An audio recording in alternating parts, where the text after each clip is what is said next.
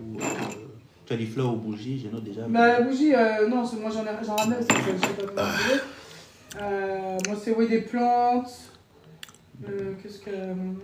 C'est toujours, même quand je les voyais plus régulièrement, c'est toujours compliqué d'offrir un cadeau à maman. C'est comme m'offrir, voilà. Je n'apporte pas beaucoup de bijoux.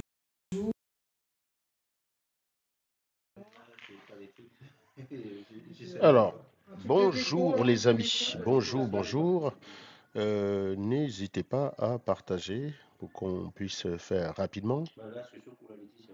J'ai fait pas mal de vidéos pour vous expliquer comment la statistique permet de prédire les résultats. Là, j'ai envie de faire une sur comment utiliser les statistiques pour détecter les fraudes. Donc, M. Chiroma Bakary, normalement, d'ici la fin de la journée, devrait publier les résultats. Et comme je l'avais pressenti, en toute intelligence, j'avais dit que point n'était besoin, comme le prétendaient les sardinards, de balancer les scrutateurs dans tous les bureaux de vote. Il te suffit d'avoir les scrutateurs dans les bureaux de vote des 20 départements les plus importants. Ils couvrent 80% de l'électorat. Vous avez les résultats là-bas, ils sont conclusifs. Je suis désolé pour les Camerounais. Ce n'est pas parce que vous êtes des giclures, je parle des sardinards, parce que là maintenant il faut distinguer deux types de Camerounais. Donc vous êtes des sardinards. Bah, les gens qui me demandent à chaque fois d'aller fumer les mecs, je suis désolé, quand je fais des vidéos comme ça, je vous donne des arguments, vous pouvez faire le job les gars. Je suis désolé, je peux pas être partout les mecs. Je peux pas être partout.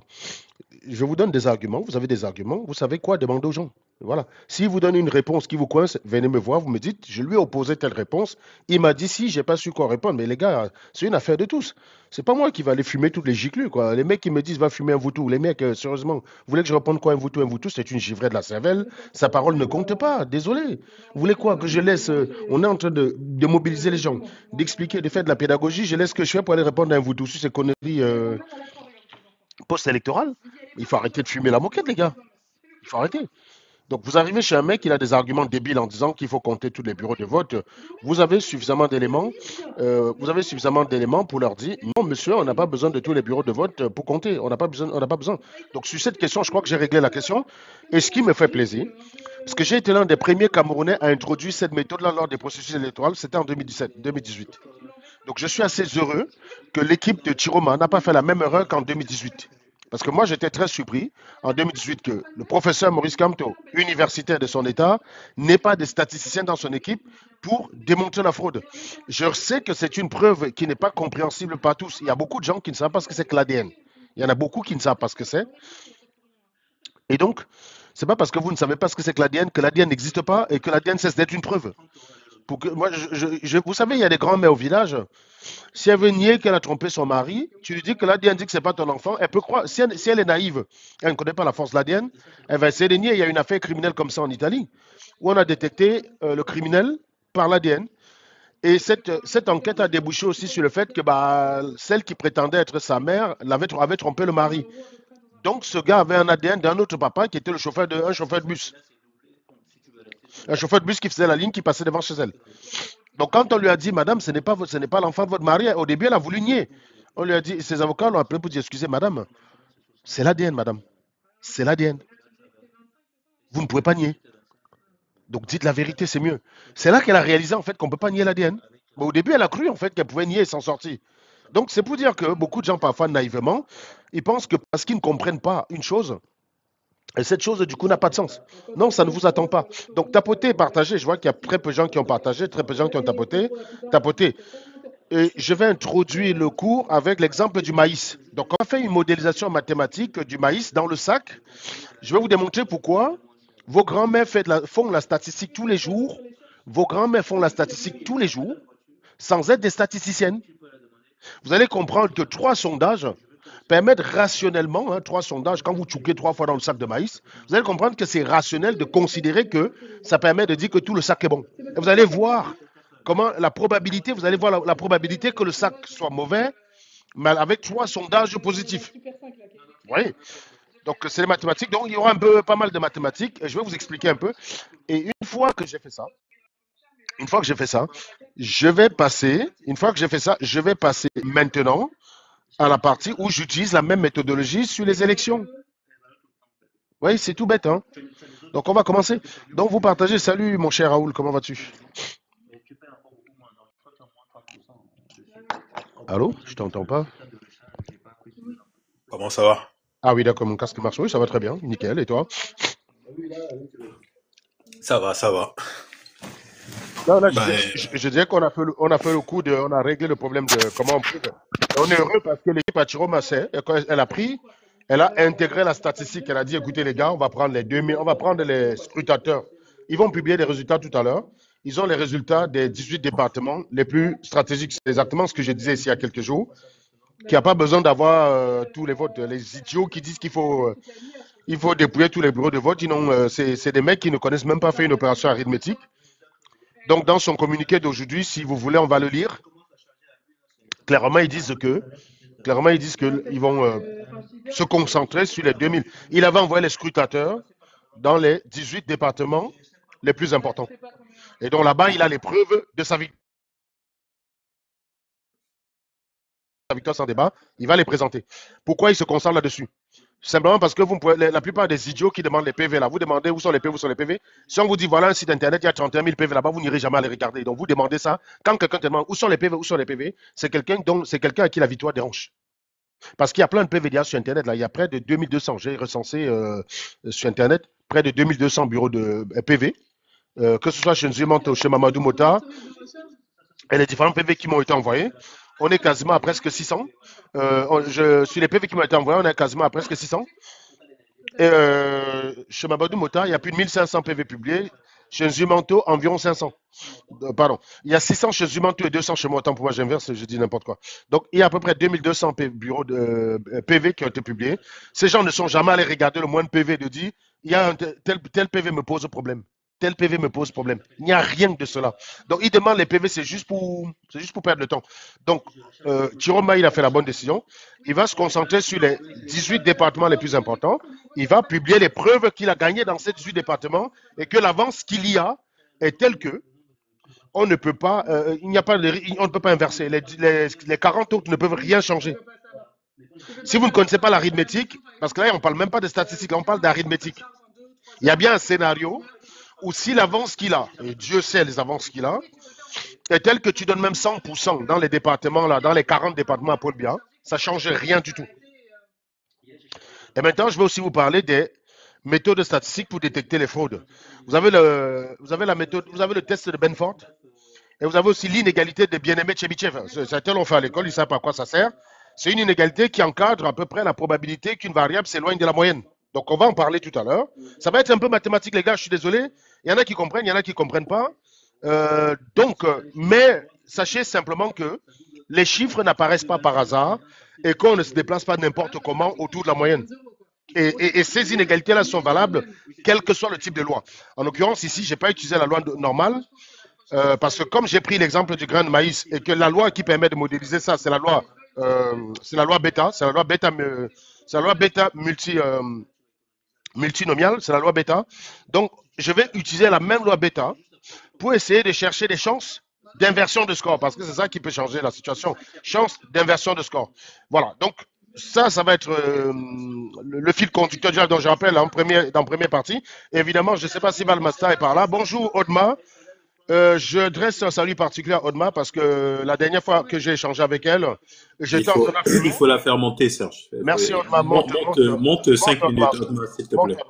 La dernière fois, j'étais en train de la fumer et j'étais très surpris de te voir hier avec Raoul en train de massacrer les sardinats. Donc, moi, ça veut dire que notre message est passé. Tu as compris à peu près les valeurs qu'on défend.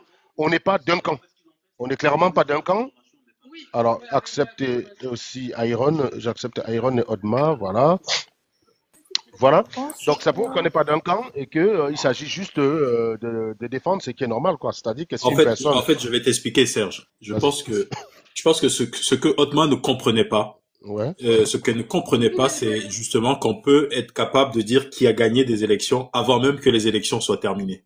Ah. Voilà. Et du coup, dans sa tête, c'était, mais en fait, oui, mais sauf que évidemment que si on ne sait pas, bah, elle a aucun problème à ce que le Conseil constitutionnel, en fait, désavoue ce qui a été publié avant. C'était ça la logique. Ok, d'accord, ok, Et donc très du coup, bien. j'ai passé du coup une bonne dizaine de minutes à lui expliquer avec toute la méthodologie qui sert à dire que bah en fait même avant la fin d'une élection, on peut savoir qui a gagné. Et De c'est toutes les avec façons, et c'est avec ça qu'elle a pu comprendre en fait que effectivement la position qu'elle tenait en disant bah on ne peut pas trafiquer un résultat qui est connu et qui est sûr quoi qui est et moi je tiens vraiment à lui tirer un vrai coup de chapeau hein, parce que hier dans ce panel là c'était du venez voir quoi. ah ouais, mais j'ai vu laquelle était après. Moi, je suis tombé dessus par hasard. Je dis, mais attends. C'est votre mec qui est en train de fumer un sardinat. Il s'est passé combien de temps? J'ai rien compris. J'ai rien Et compris. J'ai dit, Anongo, salut les amis. Je sais qu'Anongo, tu aimes bien toujours commencer les lives en musique et sur le contexte des élections, je t'ai envoyé une surprise. Je pense que, je pense ah que bah tu ok, vas aimer. je vais Donc, regarder ça tout à Otma, l'heure. si tu veux dire quelque chose, si Vas-y, tu veux Odma, parler, si tu veux tu peux parler cinq t'exprimer, minutes. Odma. D'accord, merci de me laisser la parole.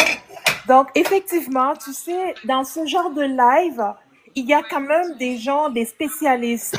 Et donc, quand nous avons affaire à des spécialistes et non à des propagandistes, il est important de quand même se poser, de prendre un recul et de pouvoir quand même laisser l'expertise parler.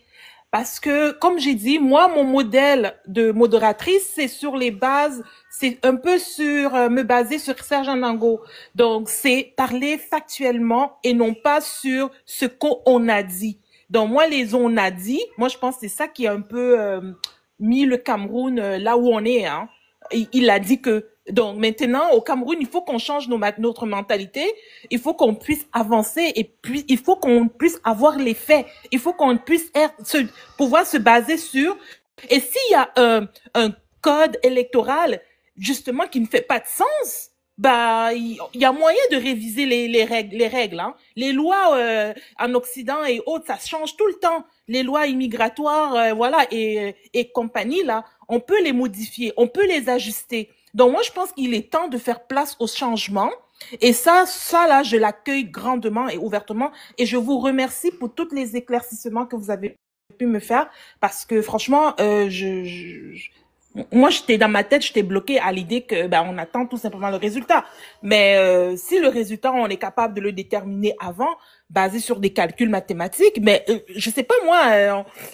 c'est pour ça que le Cameroun est rendu où il est parce qu'on n'a pas su progresser dans notre façon de penser. Donc moi je fais place à l'ouverture d'esprit et je fais place au changement. Voilà. Donc merci beaucoup. Hein. Mais franchement, je ne sais pas comment on fait applaudir ici. Merci, parce qu'effectivement, c'est de ça qu'on se parle. En 2018, j'avais été justement l'un des premiers à essayer d'introduire l'analyse des statistiques dans les élections parce que je m'étais rendu compte qu'en 2004-2018, on n'en parlait pas. Et c'était difficile parce que avant 2018, les seules personnes qui avaient des chiffres officiels, c'était les seules personnes capables de proclamer des chiffres officiels, c'était le régime. Parce que ceux ils contrôlent les médias, ils contrôlent tout. Et donc, c'était leur version. Il n'y avait pas moyen de les contredire. Si ils te disent Paul Biya a eu 80%, même si dans ton bureau de vote à toi, tu vois que Paul Biya a eu 20%, tu es tenté de dire, bon, bah, probablement, quelque part, on lui a filé 100%. Donc, c'est logique, quoi. Tu n'as pas moyen de comparer. Aujourd'hui, grâce aux réseaux sociaux, on sait. On sait et on peut déterminer comment sont distribués les votes. Et vous allez voir, en fait, les moyens qu'utilisent les statisticiens, justement, pour détecter les anomalies. Voilà, parce que la statistique, elle permet de prédire les résultats, mais elle va aussi permettre de détecter les anomalies dans certains bureaux de vote. Par exemple, comme je vous ai dit tout à l'heure, on sait encadrer l'éloignement autour de la moyenne. On sait l'encadrer de façon claire, de façon factuelle. Vous d'autres aussi, merci. Oui. C'est pas grave. Du coup, tu as encore le caramel dans le frigo, tu trempes dedans. Merci beaucoup. Et donc, en fait, on sait prédire tout ça avec précision. C'est pas du hasard. C'est comme même l'apparition des chiffres. Quand vous entrez dans un supermarché, vous allez remarquer qu'il y a beaucoup d'articles qui commencent par le chiffre 1 que des articles qui commencent par le chiffre 9. Ça s'appelle la loi de Benford. D'accord? Ça suit ce qu'on appelle la loi de Benford. Le chiffre 1 apparaît beaucoup plus facilement que le chiffre 9. Et pour le dire autrement, le chiffre 1 apparaît plus souvent que le chiffre 2, qui apparaît plus souvent que le chiffre 3, ainsi de suite. Donc, les trucs, c'est pour ça d'ailleurs que vous allez remarquer en matière d'abonnement sur Facebook, franchir le premier 100 000, c'est très compliqué. Mais c'est à peu près la même chose. Hein. C'est beaucoup plus difficile de franchir le premier 100 000 que de passer de 100 000 à 1 million. Vous allez voir que les gens, ils vont ramer pour passer le 10 000, le premier 100 000. Mais le 100 000 à 1 million, c'est beaucoup plus simple en fait derrière. Et on le dit aussi même parfois en matière de millionnaire, en matière d'argent. Le premier million, il est facile, il est compliqué. Mais le deuxième, il est quasiment inévitable. Donc tout ça, c'est les lois statistiques en fait. Et donc la loi, la loi de Benford, justement, elle te dit par exemple que la probabilité des résultats dans un bureau de vote avec un chiffre commençant par 1 est supérieure à la probabilité des résultats dans un bureau de vote avec un chiffre commençant par 4 ou par 5 par 6. Alors attention, hein, la loi de Benford, elle ne peut pas dire avec exactitude s'il y a fraude, parce qu'il y a beaucoup de faux positifs. Hein. Quand vous avez une loi statistique qui est peu précise, il faut le dire. La loi de Benford permet de soupçonner, mais ce n'est pas une preuve. Ce n'est pas une preuve formelle. Ce n'est pas une preuve, par exemple, du même type que l'inégalité de bien-aimé Chebyshev. L'inégalité de bien-aimé Chebyshev, je te dis, la probabilité que tu t'éloignes de K sigma est inférieure à 1 sur K au carré. La probabilité, par exemple, que tu t'éloignes de 10 sigma est inférieure à 1 sur 100. C'est tout bête. Hein? Ça veut dire que si tu as une moyenne qui est mue, la probabilité qu'une variable va s'éloigner de 10 fois cette moyenne-là, c'est 1 sur 100. En fait, ce n'est pas que c'est 1 sur 100. C'est inférieur à 1 sur 100. Et c'est aussi l'inégalité de bien-aimé Chebyshev, c'est juste une inégalité encadrante. Elle va te dire le maximum, elle va te dire la probabilité maximale qu'une variable a de s'éloigner de la moyenne. Par exemple, supposons sur le plan national, je prends un exemple là, je l'ai appliqué sur l'abstention. Supposons que sur la plupart des échantillons qu'on a, le taux d'abstention c'est 40%. Et vous tombez dans un bureau, le taux d'abstention est de 2%. Bon, on va plutôt parler de participation plutôt parce que l'exemple que j'ai appliqué ici, c'est le taux de participation, voilà. On suppose que le taux de participation en moyenne est de 65%. Bon, dans les calculs, c'était 60, hein, mais je voulais faire un calcul très simple pour que ça donne. Le taux de participation moyenne, le taux de participation est à peu près de 65%. Avec un écart type de 5%, je l'ai calculé, vous l'avez vu dans les derniers directs, on a à peu près à ces écarts types-là, sur l'abstention. Le nombre d'écarts, le nombre de sigma, c'est 98 moins 6,65 divisé par 5. Tu as 6,6 sigma. Ça veut donc dire que la probabilité de l'inégalité de bien-aimés, elle est valable pour toutes les lois. Là, c'est une loi, c'est un théorème. D'ailleurs, ça s'appelle aussi le théorème des bien-aimés Chebyshev. C'est impossible qu'une variable s'éloigne. Donc, on connaît la probabilité qu'une variable s'éloigne. Plus tu t'éloignes de la moyenne, plus ta probabilité est faible. En l'occurrence, ici, on a 6,6 sigma. Donc, la probabilité de s'éloigner, c'est 1 sur 6,6 au carré. Ça donne 0,023. Ça veut donc dire que si vous trouvez plus de 3% de bureaux de vote où le taux de participation est à 98%, il y a fraude. Je ne peux pas être plus clair, les gars. C'est un théorème, le théorème des bien-aimés Chebyshev. Bon, c'est des choses que vous ne comprenez pas. Je suis d'accord parce que la plupart de la noirie, quand ils parlent de mathématiques sur Internet, ils vous parlent de Pythagore, ils vous parlent de Thalès. Oui, ça, c'est les mathématiques de niveau supérieur. Hein. Donc, quand on parle des lois de Benford, de Chebyshev, tout ça, l'application, on va l'introduire en deuxième année. On va aller plus loin en troisième année. Mais là, encore une fois, je vous dis, quand vous avez plus de... Si, par exemple, vous avez un bureau de vote où il y a 100% de participation, c'est un indice fort en faveur d'une fraude. Et c'est une preuve recevable en justice, hein, les gars. Parce que je sais que chez vous, au Cameroun, vous pensez que si vous ne comprenez rien, oh, mais ça ne veut rien dire, Serge, tes chiffres là, c'est la statistique des Blancs, laisse-nous ça, machin, bidule. Non, les instances internationales reconnaissent ce type d'analyse comme preuve. C'est important de le savoir. Donc, on va sans doute y revenir sur Chebyshev. Hein. Donc, d'ailleurs, pour démontrer que c'est un théorème, il suffit de prendre n'importe quelle loi, vous démontrez que ça marche. On déduit l'inégalité de Chebyshev par l'inégalité de Markov, qui lui aussi va aussi estimer que la probabilité qu'une variable aléatoire soit supérieure à une valeur A est inférieure à l'expérience de la variable statistique divisée par le chiffre A. Donc, probabilité que x soit supérieur à 2 est inférieure à expérience divisée par 2. Probabilité que x soit supérieur à 3 est inférieure à expérience divisée par 3. Ça, c'est l'inégalité de Markov.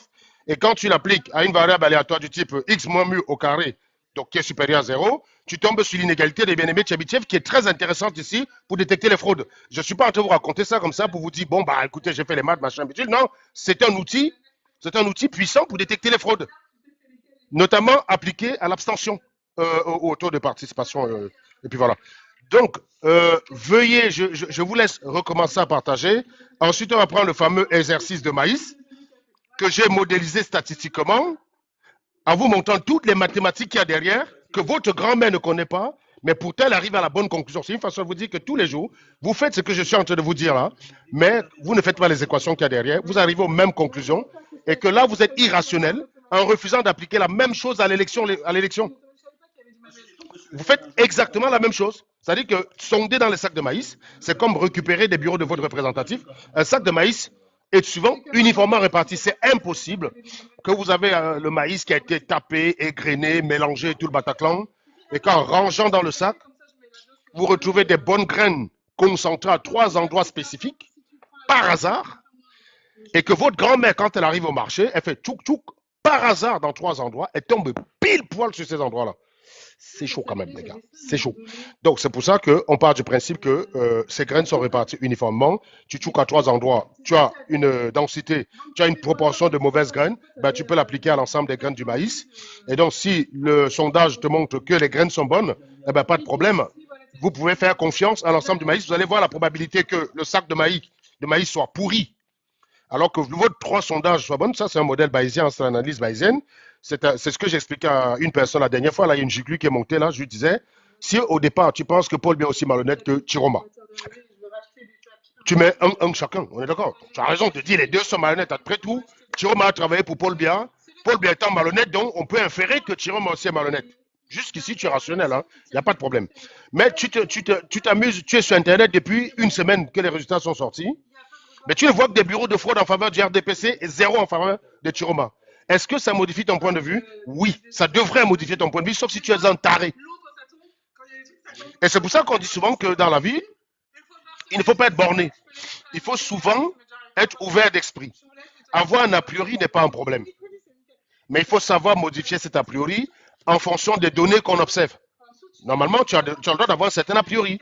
C'est normal. Moi, j'ai un a priori que dès que je vois un black, je sais que c'est un malhonnête. J'ai un a priori malhonnête là-dedans, mais Platini qui est à côté de moi, ben, il n'a jamais été malhonnête. Donc, le concernant, je suis obligé de revoir mon jugement vis-à-vis de lui.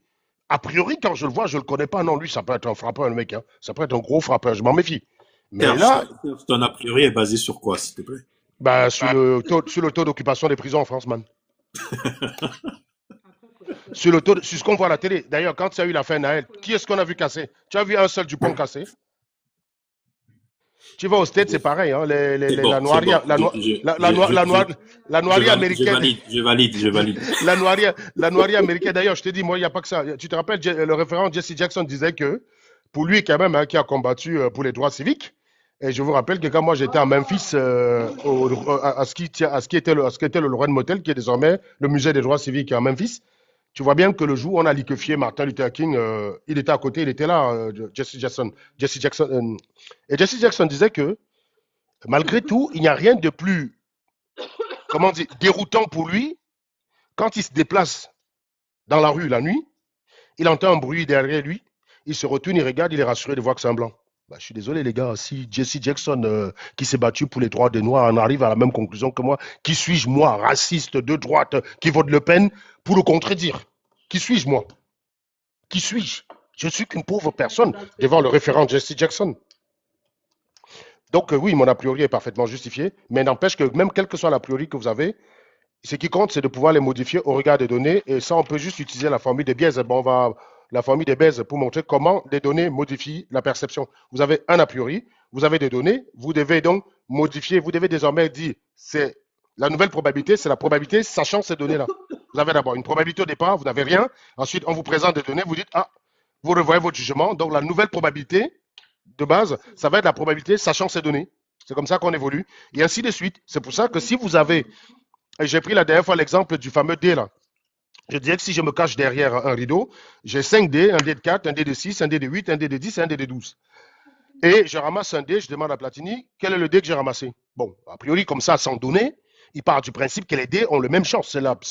C'est la position rationnelle. Tu ne peux pas décider dans ta tête que bah, le dé tend à tel pourcent de chance. Il faudra pouvoir justifier. Le seul a priori qui t'évite de justifier, c'est de dire les dés ont la même chance d'être pris. Donc, tu vas supposer que c'est 1/5. Maintenant, quand je lance le dé, je te dis, bon, Platini, ça a donné un 7. Donc, s'il avait choisi le D4, est-ce que ça modifie son point de vue ou pas? Bah oui, ça modifie. Il avait pris un dé de 4. Là, on lui dit que c'est un 7 qui est sorti. Là, il peut écarter le D6 et le D4. Donc, désormais, ça se joue entre le dé de 8 faces, le dé de 10 faces et le dé de 12 faces. Donc, si je relance le dé et je trouve un nombre compris entre 0 et 8, ça va augmenter votre confiance. Et on peut le faire par calcul. Hein. Ça augmente ta confiance en D8. Donc là, à partir du moment où tu écartes les 3 dés, il est rationné de dire c'est le D8. C'est l'endroit où le 8 a le plus de probabilité d'apparaître. Hein. Là-bas, le 8, c'est un huitième, alors que sur le D10, c'est un dixième, et sur le D de 12, c'est un douzième. Donc, tu dis c'est le D8. Ça, c'est la première chose. Maintenant, si on relance le dé, on te dit c'est un 11 qui apparaît. Donc là, tu peux écarter les autres. Ça modifie forcément ton opinion. C'est ça qu'on appelle, c'est le rôle des probabilités conditionnelles. Les probabilités conditionnelles, ce n'est pas des probabilités qu'on vous donne en cours, juste pour savoir si vous avez compris, on vous donne un interro. Les probabilités conditionnelles, c'est des probabilités, sachant que tu as une probabilité au départ, ensuite on te donne un certain nombre de données, on te dit quelle est la probabilité maintenant, quelle est la nouvelle probabilité que tu as, sachant les données qu'on t'a présentées. Voilà, c'est comme ça. Donc, et c'est pour ça que vous allez comprendre qu'il n'est jamais normal d'avoir l'esprit fermé, et ça, on peut le faire par le calcul, par la formule de Bayes. Je vais vous montrer pourquoi il est toujours important de garder l'esprit ouvert, parce que si vous avez l'esprit fermé, rien ne peut vous faire changer d'avis. Rien, absolument rien. Supposons que tu es Sardina, et tu considères que, quoi qu'il arrive, Paul Biya a gagné. On te dit quelles sont les chances qu'il Biya a gagné, tu dis 100%. Je vais te prouver que toi, on ne peut pas discuter avec toi, parce que tu es une giclure. Et surtout que, quelle que soit la preuve, tu ne vas pas changer d'avis. Et vous allez voir. On a, supposons, 4,56. P. Donc, on va modéliser événement Biya gagne. Voilà, on va l'appeler B. On va l'appeler, voilà, probabilité de B gagne. Maintenant, on va supposer données égale résultat des élections. Résultat. Donc, on va l'appeler R. Ces résultats disent le contraire. Hein, ils disent que Biya n'a pas gagné. Donc, on va dire P de D, P de Biya gagne, sachant les résultats qu'on a. C'est égal à la probabilité des résultats, sachant que Biya gagne, fois P de Biya gagne, sur P des résultats. Voilà. Et ça, c'est très intéressant. Vous allez voir pourquoi. Pourquoi vous devez toujours vous garder à l'esprit une petite marge pour changer d'avis. Voilà. Probabilité que Biya gagne, sachant les résultats qu'on a, c'est égal à la probabilité, ça, c'est la formule de Bayes, hein, probabilité des résultats, sachant que Biya gagne, fois probabilité de Biya gagne, sur probabilité de R. En statistique, on appelle souvent cette partie-ci la fonction de partition, à ne pas confondre avec la fonction de répartition, qui en statistique signifie P d'une variable aléatoire est inférieure à un certain chiffre. Donc ça, c'est la fonction de partition. Si tu considères que Biya a 100% de chance de gagner, donc ça veut dire que P de B égale à 100%. Donc, si P de B égale à 100%, ça veut, alors, donc, qu'est-ce qu'on a ici? P de B égale à 100%. Donc, si ton a priori, c'est-à-dire que Biya a gagné à 100%, ça veut dire que ça, c'est 1.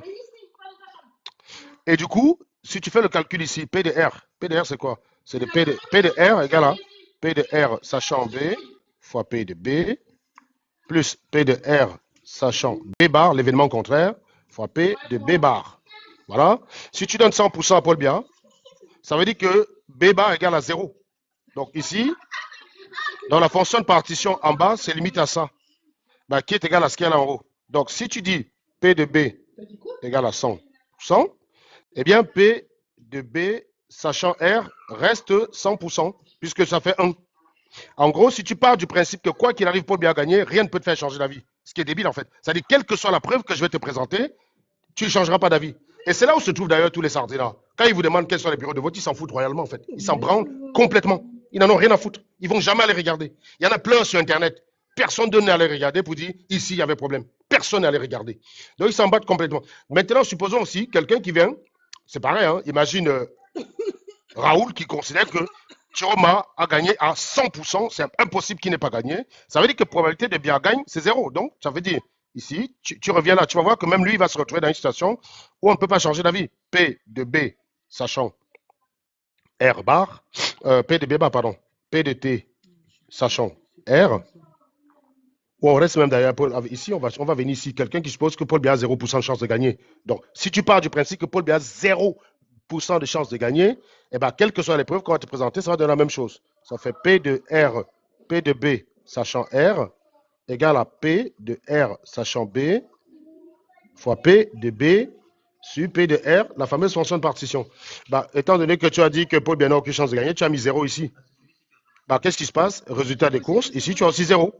Donc, si tu dis P de B égale à 100%, ou P de B égale à 0%, en réalité, rien ne peut te faire changer d'avis. La machine à base se grippe. Elle se grippe complètement. C'est pour ça qu'il faut toujours garder l'esprit ouvert. Parce que même si les probabilités sont faibles, imagine, tu dis 10 puissance moins 20. Au lieu de mettre 0 ici, mets 10 puissance moins 20. Ça veut dire que si les preuves deviennent de plus en plus fortes, bah, cette probabilité va passer à quasiment à 0,9 et bien elle va gagner. Mais si tu mets 0, la machine se grippe. Et si tu mets 100%, la machine se grippe. Tu tournes en boucle sur 100% la plupart du temps. Donc, par exemple, quand on prend un individu lambda par hasard dans la société après un crime, la probabilité qu'il soit un criminel, on est sur des trucs, on est sur l'ordre de 10 puissance, on va dire, moins 8. On est à peu près là. Sans preuve, tu ne peux pas l'accuser.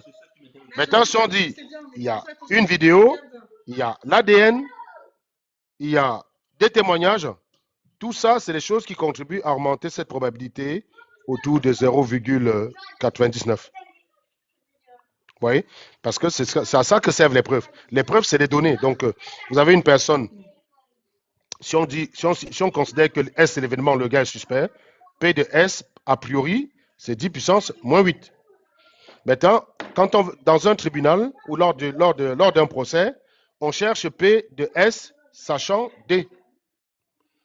Et D, c'est toutes les preuves qu'il y a contre la personne. C'est ça qu'on cherche en fait.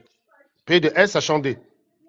Et parfois, vous avez dans certains tribunaux des procureurs qui vont confondre P de D sachant S. Ça donne ce qu'on appelle le sophisme du procureur. J'aurai l'occasion de vous en parler dans un live plus tard quand on sera débarrassé de Paul Biya. Hein? J'y reviendrai. J'aurai l'occasion de vous en parler. Mais revenons ici. Donc, sachez que la présomption d'innocence revient sur le fait que P de S est très faible au départ. Mais par contre, on cherche P de S sachant D. Quand il y a des preuves, vous êtes obligé d'arriver à la conclusion que oui, le gars est coupable. C'est ça. Et donc, quand vous savez que dans un tribunal, bah, quand on veut décider si une personne est coupable au regard des preuves, on fait des probabilités conditionnelles. Donc les gens qui disent les mathématiques machin, ce n'est pas parce que tu appelles ça tu n'appelles pas ça mathématiques, ce n'est pas parce que tu ne modélises pas ça par des équations que tu ne fais pas des mathématiques. Tu fais des mathématiques dans un tribunal pour chercher à savoir si est-ce que telle preuve est incriminante ou pas. Si par exemple tu me balances une preuve et que cette preuve n'est pas discriminante, bah ça fait juste passer P de S, je ne sais pas moi, de 10 puissance moins 8 peut-être à 6 fois 10 puissance moins 8. Oui, il y a une certaine évolution quand même, mais ça reste très très en deçà du seuil qui permet de décider qu'on condamne une personne. Vous voyez? On est très en deçà. Voilà. Par contre, quand tu dis, il y a l'ADN, voilà, P de S, sachant ADN, bah voilà, tu passes tout de suite à quelque chose comme 0,6. Pourquoi je dis 0,6? Parce que pour que l'ADN soit concluante, il faut qu'elle n'ait aucune raison d'être là. Par exemple, vous tombez sur une femme qui s'est fait liquéfier. Si la personne qui l'a liquéfiée, c'est son mec, bah vous touchez l'ADN. L'ADN sur la meuf, ça ne prouve pas que le mec l'a liquéfié, puisque c'est son mec par défaut. Son ADN a d'autres raisons de se retrouver là. Voilà. L'ADN ne sera conclusif que si la personne n'a aucune raison d'être là. Et que la personne, par exemple, a menti au départ. Vous étiez où? J'étais à Marseille, mais comment est-ce qu'on a retrouvé votre ADN sur la victime alors que vous n'êtes pas censé la connaître? Là, oui, la probabilité passe quasiment ici à 0,99. C'est à ça que ça fait. Donc, tout ce qu'on fait dans un tribunal la plupart du temps, c'est ce genre d'exercice. Maintenant, si on revient sur ce que j'ai fait, donc on va partir sur l'exemple de la graine de maïs. Donc, moi, je pars d'un sac de graines. J'ai un tirage N1, N2, N3. Donc, je fais 3 tirages. C'est ce que les matins faisaient. Hein, donc, c'est exactement ça.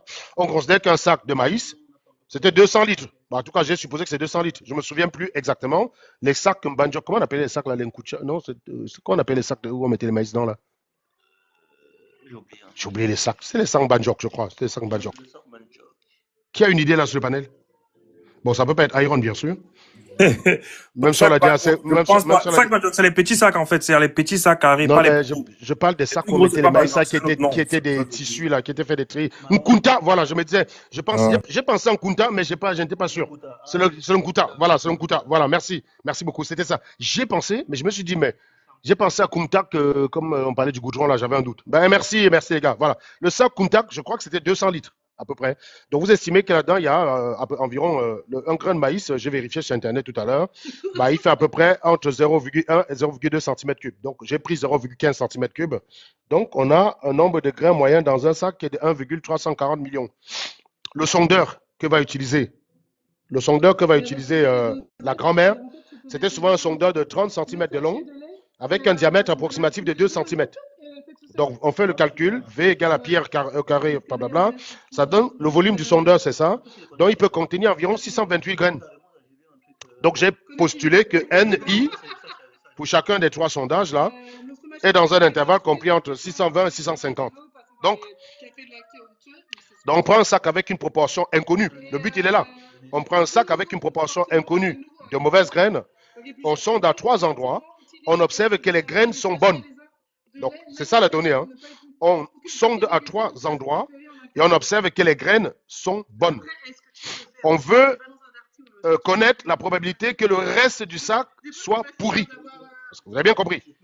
Parce que là, vu qu'on a sondé à 3 endroits, on conclut que les graines sont... On a des bonnes graines. Donc, ça nous donne un a priori que le sac est plutôt de bonne qualité. Et je cherche ici l'erreur qu'on commet en supposant cela.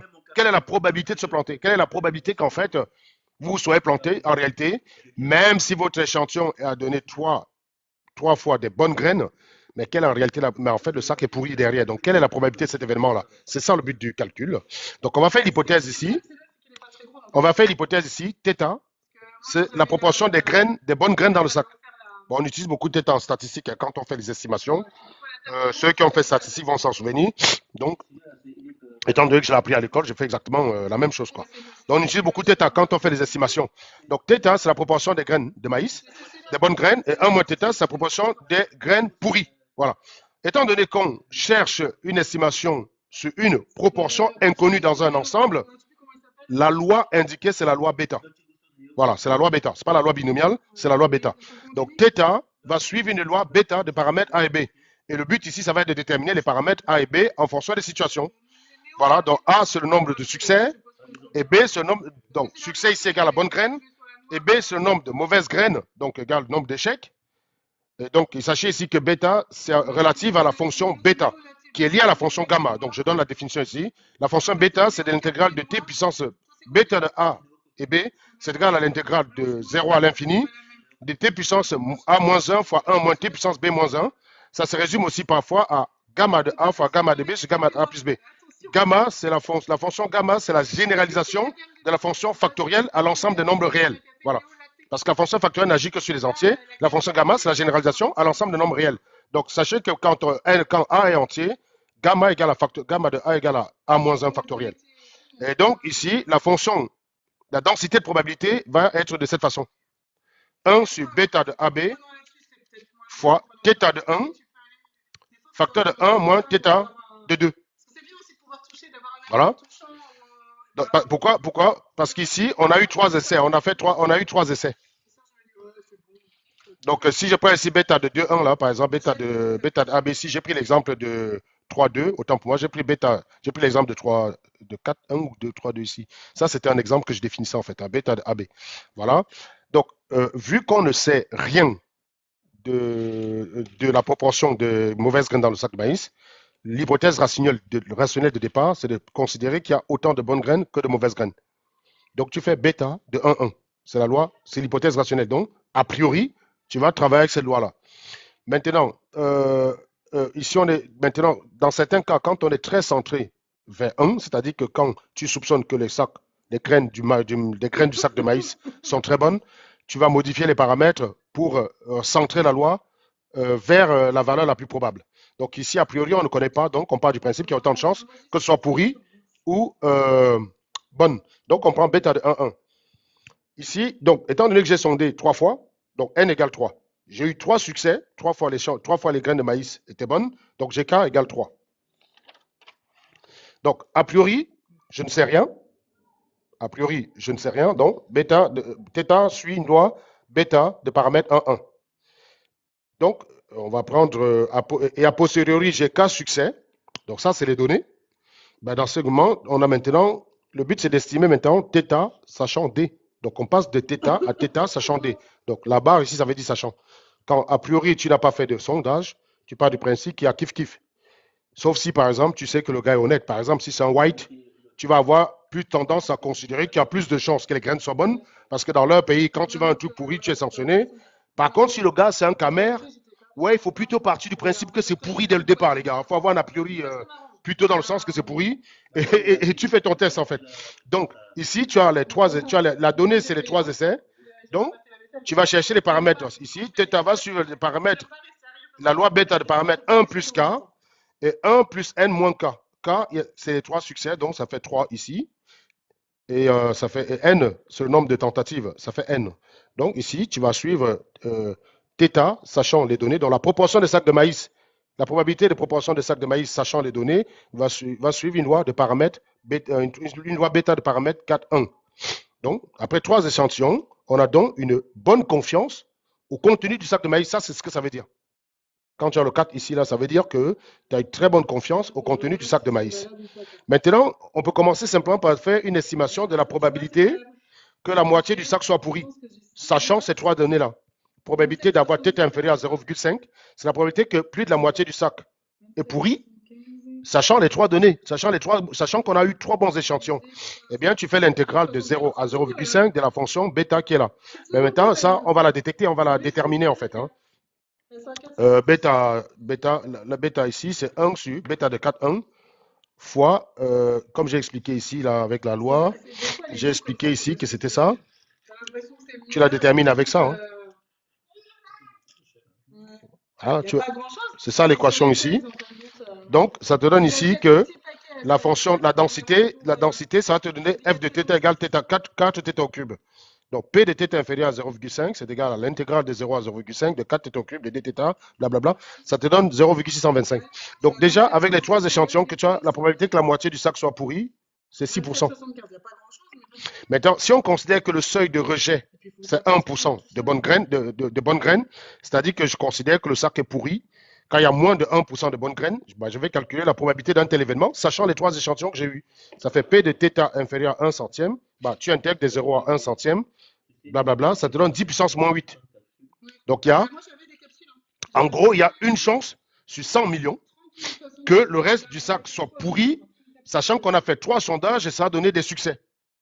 Ce calcul montre pourquoi la loi bêta est très manipulable avec des petites valeurs entières.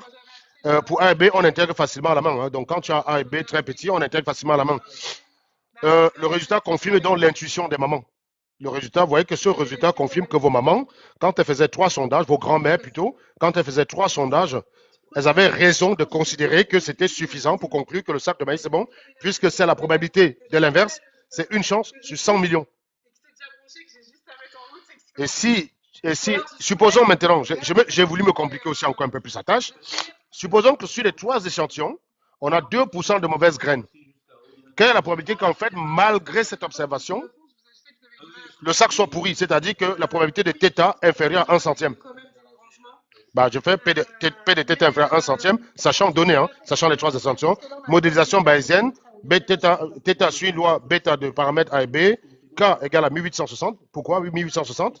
Parce que j'ai estimé que comme on a fait 3 sondages, environ 633 fois 3, puisque je vous ai dit ici que N appartient, le nombre de graines de maïs dans le sondeur va entre 620 et 650. Bon, j'ai pris 633 fois 3 pour que ça donne un chiffre rond. Donc 2%, ça fait 40. Ça fait 2%. Comment dire? Donc on a N égale à 2000. Et 2% de sacs de maïs pourris, ça donne 1860. Ça veut dire que la proportion des bonnes graines, c'est 1860. Et le nombre de graines pourries, c'est 140. Donc, a priori, avant de faire le sondage, tu suis une loi bêta de paramètre 1,1. Donc, alors, pour info, la loi bêta de paramètre 1,1, c'est la loi uniforme. Hein. C'est la loi uniforme. Voilà. Les deux ont la même chance de se produire. Ça, c'est la loi uniforme. Si vous la réécrivez avec la formule que je vous ai donnée tout à l'heure, vous tombez sur une loi uniforme. La mise à jour maintenant, on parle souvent de mise à jour quand on fait le langage bayésien, quand on revoit la probabilité suivant les données qu'on a eues. Donc, θ va suivre, θ va suivre une loi de paramètres 1861. Donc, on applique toujours le n plus 1 et n, 1 plus n moins k.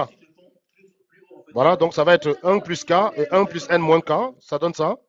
Bon, pour l'intégrer à la main, c'est compliqué. Parce que vous voyez, c'est très chaud. Pour l'intégrer à la main, c'est compliqué. Et je l'ai calculé par ordinateur. Donc, ça donne 1,1 fois 10 puissance moins 50. Donc, très, très peu probable que, même avec 2% de graines pourries, la probabilité que tout le sac soit pourri avec les 3 échantillons hasardeux, c'est ça. On est très, très, très faible. Voilà. Maintenant, on va faire application avec nos élections, puisque c'est de ça qu'il est question, les amis. Est-ce que tout le monde a compris ça déjà? Si quelqu'un a des questions, qui pose des questions, je réponds aux questions, parce qu'on va maintenant passer à l'application de ça avec les élections. Si quelqu'un a des questions, moi je réponds. Hein. Oui. Si Olivier, ils ont fait chez eux. Mais en fait, on ne voit pas, elle est intégrée dans le placard. Par contre, le placard, il ne sert à rien. Mais comme Sylvain et Fontana. Est-ce que les gens ont des réponses? Des questions ou pas? Si quelqu'un a des questions. Moi, ça va, Serge, moi j'ai compris. Non, non, je sais que pour toi, c'est bon.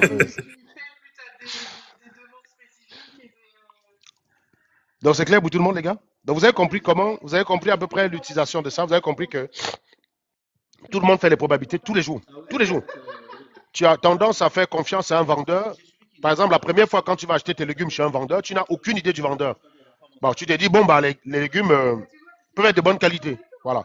Si tu vas là-bas 3 fois, les légumes sont bonnes, tu vas pouvoir dire à Audma ici, Audma, ce vendeur-là, il est très bon. Ça fait 3 ans que j'achète chez lui, c'est bon. Parce que chaque fois que tu vas chez lui et que tu rentres avec des bons légumes, ça augmente ta confiance au gars. Ça augmente ta confiance. Voilà. Bon, il y a des cas de figure où le modèle d'induction a des limites. Hein. Le modèle d'induction, il ne marche pas à tous les coups. Il y a des cas de figure, vous prenez par exemple une dinde que vous nourrissez. Chaque jour que vous la nourrissez, la conforte dans l'idée que vous faites tout ça pour son bien. Jusqu'au jour où vous allez l'attraper pour tordre son cou, en fait. Voilà. Donc, ça, c'est la limite du modèle d'induction. Mais dans la plupart des cas de figure, ça marche. Ça marche. Sauf pour la dinde, bien sûr. Puisque je vous dis, la dinde, quand vous la nourrissez, elle dit, ah, quel est ce maître gentil, qui se soucie de moi, qui se soucie de ma sécurité. Quand je suis malade, elle me soigne. Jusqu'au jour où le gars vient te choper la veille de Noël, le 24 décembre, il vient te choper et te tord le cou. Voilà. Là, tu dis, tu revois ton jugement, en fait. Voilà. Donc ça, c'est la limite du modèle d'induction. Mais sinon, c'est pas induction, en fait. L'apprentissage par induction, c'est une des applications des probabilités conditionnelles. Maintenant, on va passer au bureau de vote. D'accord? Donc, j'ai pris un échantillon de 600 bureaux de vote. J'ai pris un échantillon de 600 bureaux de vote. Alors, j'ai arrondi les valeurs. Hein. Les valeurs, ce n'est pas exactement ça. On était légèrement un peu à plus de 100 000. On était à plus de 100 000 légèrement. Ici, on était à 73,1. Et ici, on était à quelque chose comme 17. Et par ici, on était à 8. Donc, ça, c'est les autres. Donc, tu as Mbia, tu as Chiroma et tu as les autres. Bia, 20%, 20 000 votes. Donc, sur l'échantillon de 600, là, il y avait 100 000 votes. Donc, 600 bureaux de vote, 100 000 votes. Bien, 20%. Et les bureaux de vote sont bien disséminés dans le territoire. Hein. Il n'y a que dans la partie du sud que je n'avais pas les votes. Mais on est bien d'accord que le sud, ça ne compte pas grand-chose. Il n'y a pas grand monde là-bas, donc ça ne sert à rien, ce n'est pas grave. Donc, cet échantillon est représentatif. Tu as bien 20%, 73% pour Chiroma et 7% pour les autres. Objectif, qu'est-ce qu'on veut faire? Évaluer probabilité que le score de Chiroma, au final, le score de Chiroma. Non, j'ai écrit Mbia. Je ne suis pas obligé d'habiller son nom. J'ai écrit Mbia exprès. J'aurais même pu écrire Pombia. Donc, je m'en bats les couilles, en fait. Donc, on cherche, comment dire? On a quoi là? Qu'est-ce que je suis en train de raconter là? Donc, on a θ qui est le vrai score de Chiroma et θP qui est le vrai score de Paul Bia. Voilà. Donc, on est en train de tester, on essaie d'évaluer la probabilité que malgré cette observation, donc qui consiste à chouquer son sondeur dans le sac de maïs, tu sondes dans le sac de maïs, tu chopes 3 fois les échantillons, voilà, sauf qu'ici on a fait 600 fois. Donc tu chouques dans le sac de maïs, tu chouques dans le sac des lecteurs, tu récupères 600 bureaux et puis voilà. Donc, on modélise les voix, les vrais scores de Paul Bia et de Chiroma comme 2 variables aléatoires inconnues. Θ Chiroma égale θ de t qui va suivre une loi de paramètres bêta une loi bêta de paramètres A Chiroma et B Chiroma Mbia va suivre, le score de Mbia va suivre une loi qu'on va appeler TTAP, loi bêta de paramètres AP et BP. TTAT et TTAP correspondent au vrai score de Chiroma et de Paul Biya au Cameroun. Donc ça, c'est le vrai score. On essaie d'estimer justement ce vrai score qu'on n'a pas. Par contre, on a un échantillon qui est là. Et on veut utiliser ces éléments-là pour calculer la probabilité de TTAT inférieure à TTAP. Quelle est la probabilité que dans la population, finalement, le score de Chiroma soit inférieur à celui de Pombia? TTAP et TTAB, voilà, je l'ai dit tout à l'heure. Donc, a priori, quand on n'a rien, donc je me positionne comme Audma il y a quelques jours, je n'en sais rien, bah, chacun des scores suit une loi uniforme. Donc, ces gens-là, c'est les lois uniformes. Il y a quelqu'un qui ne dit pas besoin d'être vulgaire, dommage, bloqué, connasse. Je suis vulgaire, abruti, va. Je te parle de mathématiques. Tu as vu, on t'a dit qu'ici, on était en train de faire la politique, on était poli. On parle de sciences, connard. Tu es entré dans un laboratoire, tu connais la vulgarité des scientifiques. Vous croyez que quand on est allé à l'école, on est poli? Tu connais la vulgarité des scientifiques, mon ami? Tu as travaillé dans un labo? Quand tu as un mec qui a une expérience qui marche pas là, il casse tout. Putain de bordel de cul de canard! Tu connais pas ça dans les laboratoires scientifiques? Tu n'as jamais fait une expérience qui n'a pas marché, abruti. Bon, bref, on revient sur la science. Donc, ici, j'appelle NT, nombre de scores de Chiroma, NP, nombre de scores de Pombia, et N, le nombre de scores total. Maintenant, on a quoi? On cherche θ de T, sachant D, θ de P, sachant D. Bah, θ suit une loi bêta, des paramètres, comme j'ai dit tout à l'heure, 1 plus N, 1 plus K, et 1 plus K moins N. Donc ici, on a 1 plus N moins K, 1 plus K et 1 plus N moins K. Ici, N égale à 100 000. Donc, on va faire 1 plus 73 000. Et 1 plus N moins K, ça fait 1 plus 27 000. Voilà, donc ça c'est la loi qui suit le score de Chiroma. Et la loi que va suivre le score de Paul Biya, c'est celui-là. Et bien, en fait, on donne θ et P. Voilà les deux lois qu'on a. Bon, par contre, c'est chaud pour calculer ça quand même à la main. Hein. Donc, c'est là où tu as besoin d'un ordinateur. Tout à l'heure, j'ai tapé sur Internet, il me disait qu'il fallait utiliser Python. J'ai quand même trouvé un site qui m'a fait le calcul. Bon, enfin bref. Objectif, calculer probabilité de θ inférieure à θ P. Estimation via la méthode de Monte Carlo. Donc, tu récupères un échantillon de 10 000, blablabla, machin bidule. Tu tombes sur une expérience. L'expérience du score de Chiroma, ça reste 73, hein, c'est stable, ça ne bouge pas en fait. Pourquoi? Parce qu'on a dit un échantillon grand. 100 000. Donc, l'expérience ne bouge pas. L'expérience du score de Paul Biya ne bouge pas. Les écarts sont très forts, les instituts sont très faibles. Et la machine me dit qu'ici, on a probabilité de θ inférieure à θP, ça donne 10 puissance moins 500. Probabilité que le score de Chiroma au final soit inférieur au score de Paul Biya, c'est 10 puissance moins 500. Voilà. En gros, ça veut dire que si on a cet échantillon-là qui est représentatif, et vous avez Elekam qui publie un score comme ça, bah, il est en train de vous expliquer que ce score avait plus de chances d'arriver. Vous avez les. Alors, je vais vous expliquer, pour vous dire ça autrement. Vous avez 10 fois plus de chances. Non, mais laissez-moi vous me déconcentrer à côté.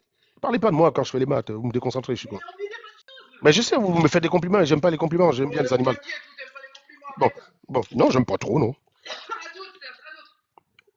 Non, j'aime que tu reconnaisses mon travail. J'ai pas dit que j'aime quand tu me fais des compliments. Quand j'ai fait un travail à la maison, j'ai tendu le gazon, j'aime que tu reconnaisses que j'ai tendu le gazon, que tu ne dises pas que je t'ai pas aidé. C'est juste ça, c'est tout. Qu'on reconnaisse que j'ai participé à quelque chose. Bah oui, bah enfin bref. Moi, j'ai jamais rien fait de bon pour toi, là, de toute façon. Bref. Donc, on continue ici, là. Donc, ici, tu as 10% moins 500. 10% moins 500, ça veut dire que tu as 3 fois. Tu as le temps de gagner 3 fois l'euro million pour que ça se produise. Ça, vous prenez un gars, vous calculez la probabilité qu'il gagne 3 fois d'affilée l'euro million. D'accord? 3 fois d'affilée l'euro million. Vous savez, l'euro million, là. La probabilité que tu gagnes 3 fois d'affilée l'euro million est très inférieure à ça. Donc, miser sur une possibilité qui a ce nombre de chances, cette probabilité de se produire, c'est miser comme si tu me disais, Serge, prenne-moi de l'argent. Je vais gagner 3 fois d'affilée l'euro million. Si quelqu'un vient vous prêter de l'argent en vous disant ça, vous n'allez jamais lui prêter de l'argent. Hein, on est d'accord, hein, Audma, hein? Est-ce que tu prêterais l'argent à quelqu'un qui te dit je vais jouer le super, comment on appelle le super loto, là, on voyait la publicité aux États-Unis, là, le super loto là, aux États-Unis. Non, jamais. Bah voilà, c'est ça, 10 puissance moins 500. Donc ça dit que tu as le temps. Bon, j'exagère, hein, j'ai dit 3, mais je crois que tu as 10 fois le temps de gagner. Tu as le temps, vous calculez la probabilité de gagner l'euro million 10 fois. on est inférieur à ça. Donc la probabilité que Elecam publie des vrais chiffres et on retrouve ça, c'est inférieur à 10 puissance moins 500. Je vous ai donné la démarche, hein, n'importe qui peut aller calculer. Donc moi je peux pas calculer ça à la main, quoi. Ça je peux pas la calculer à la main. Parce que regardez ce que ça fait. Tu te trouves des gros factoriels et tout, la calculatrice ne sait pas faire. La calculatrice ne sait pas faire, quoi. Donc je peux pas faire ça à la main. Donc j'étais obligé de le faire avec la machine. Mais regardez bien, hein, je peux très bien laisser la feuille, vous faites une capture d'écran, vous allez donner à un statisticien, vous dites, est-ce que ce qu'Anango raconte tient la route? Je vous laisse le temps, en fait. Allez-y, faites une capture d'écran. Et je viens là, si votre statisticien dit, il raconte de la merde, vous venez m'écrire en privé, vous dites, il demande un live avec toi, je me mets en live avec lui quand il veut. Quand il veut, les gars. Donc voilà. Donc il y a très peu de chances que le score soit renversé. Et donc typiquement, ce que je viens de faire là, c'est aussi un test qui permet de vérifier la cohérence des résultats qui sont affichés.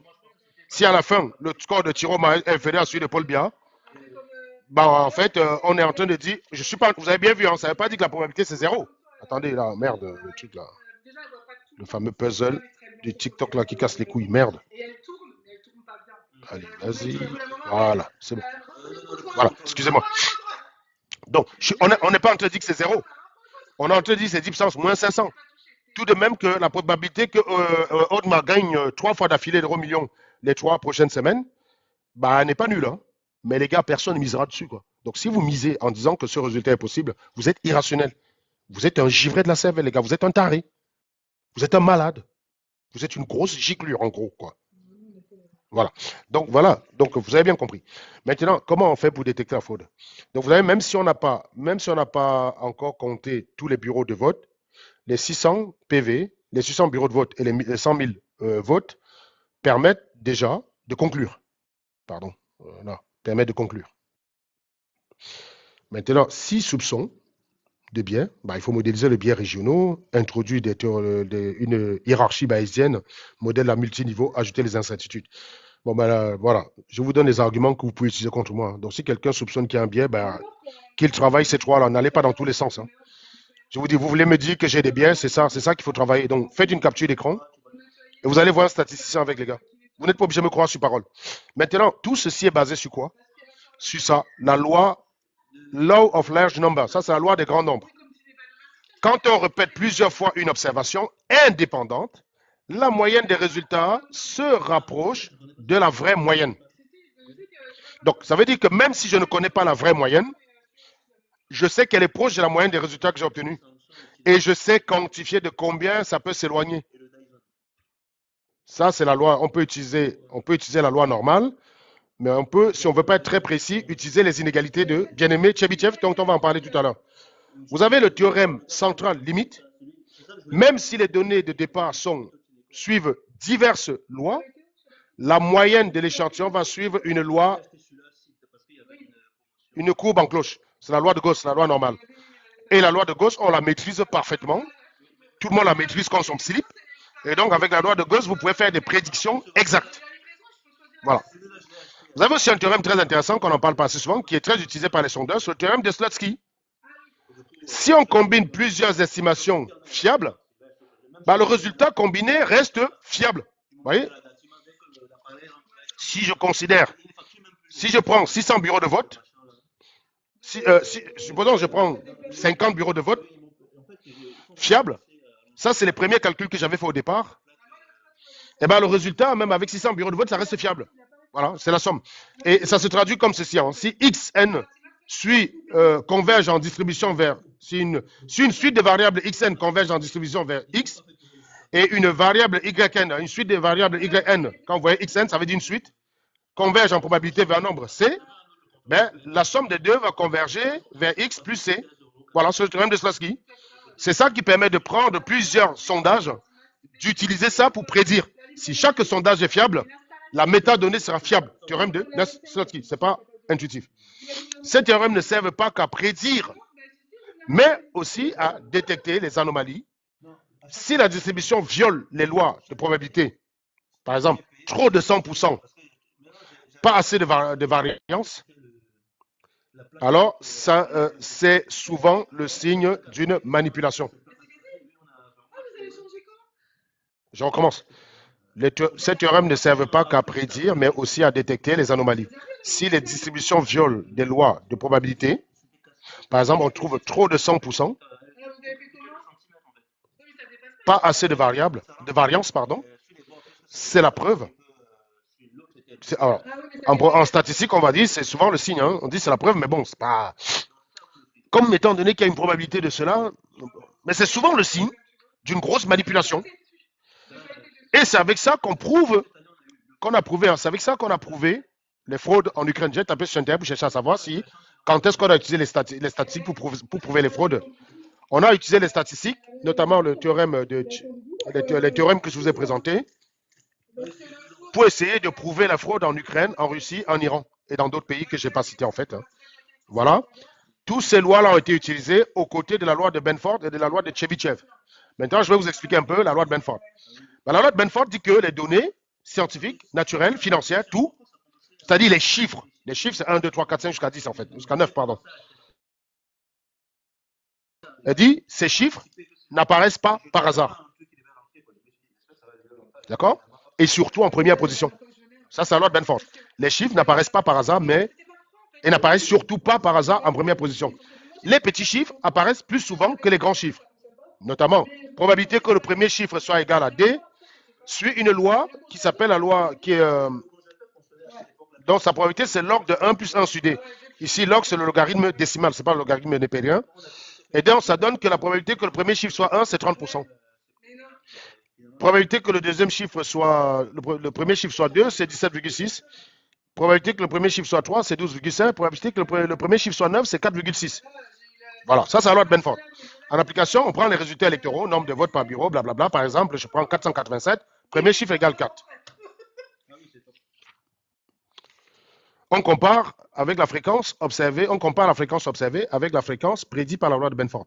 Si les chiffres s'écartent fortement, c'est aussi le signe qu'il y a une grosse manipulation. Attention, je vous ai dit tout à l'heure, elle ne détecte pas toutes les fraudes puisqu'elle va souvent signaler des faux positifs. C'est-à-dire que on ne peut pas l'utiliser seul. C'est un des outils, mais c'est un outil qui doit être redondant avec d'autres. Dès que tu soupçonnes avec Benford, ben maintenant tu dois aller chercher avec Chebyshev. Oui, c'est des termes que vous ne maîtrisez pas, les gars. Les Russes, ils ont quand même travaillé. Hein. Tous les Russes ne ressemblaient pas à Poutine. Voilà. Donc, c'est une inégalité probabiliste qui dit que c'est une égalité probabiliste générale qui dit que pour toute distribution, même des distributions non normales, la borne minimale sur la probabilité qu'une variable s'éloigne de la moyenne, elle va donner, c'est une inégalité qui va donner une borne minimale sur la probabilité qu'une variable s'éloigne de la moyenne. Donc l'inégalité des bien-aimés de Chebyshev, je me rappelle la première fois que j'ai vu ça en deuxième année, ça m'avait impressionné, j'avais rien compris, je ne savais pas à quoi ça servait. Et puis après, en travaillant un peu plus, j'avais fini par comprendre à quoi ça servait, mais au départ, un des exercices qui nous avait été donné, c'était de la démontrer par le père Kiki Maxime. Je crois qu'il enseigne à lycée à Kiki Maxime. Donc, P de X moins mu supérieur à K sigma est inférieur à 1 sur K au carré. En gros, ça veut dire que la probabilité que la variable s'éloigne de la moyenne, la valeur absolue, c'est l'éloignement par rapport à la moyenne. La probabilité que cet éloignement-là soit supérieur à K fois l'écart type est inférieur à 1 sur K au carré. En gros, ça se traduit par quoi?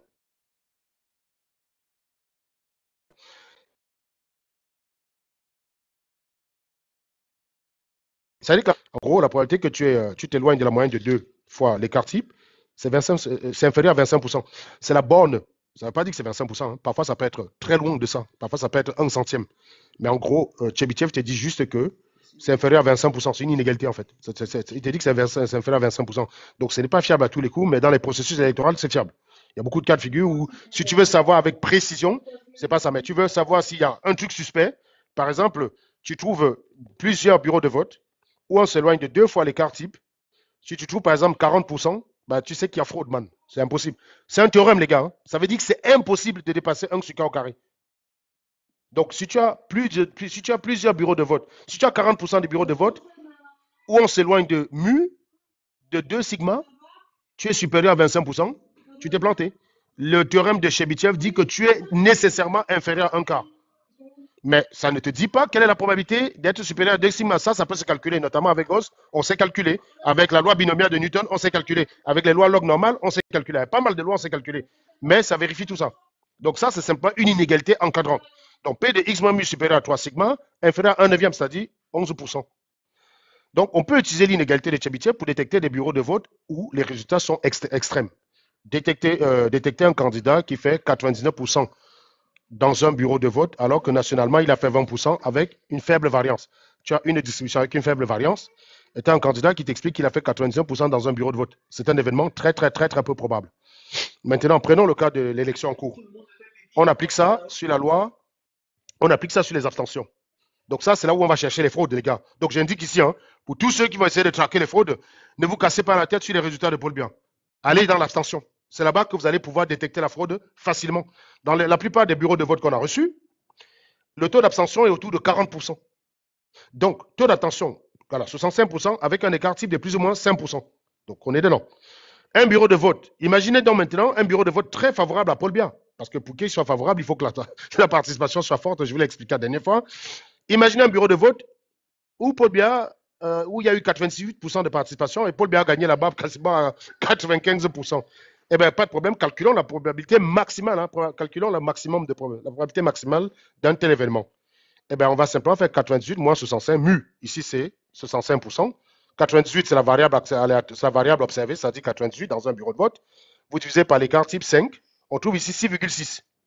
Donc, 98 moins 65 égale à 6,6 sigma. Eh bien, l'inégalité de Chebyshev te dit ceci. Probabilité de x moins mu supérieur à 6,6 sigma est inférieure à 1 sur 6,6 au carré. En gros, 0,023, c'est-à-dire 2,3%. Logiquement, vous ne devriez pas trouver plus de 2,3% des bureaux de vote où Paul Biya fait, où vous avez plus de 2,3% de bureaux de vote, où vous avez 100% de participation. C'est impossible.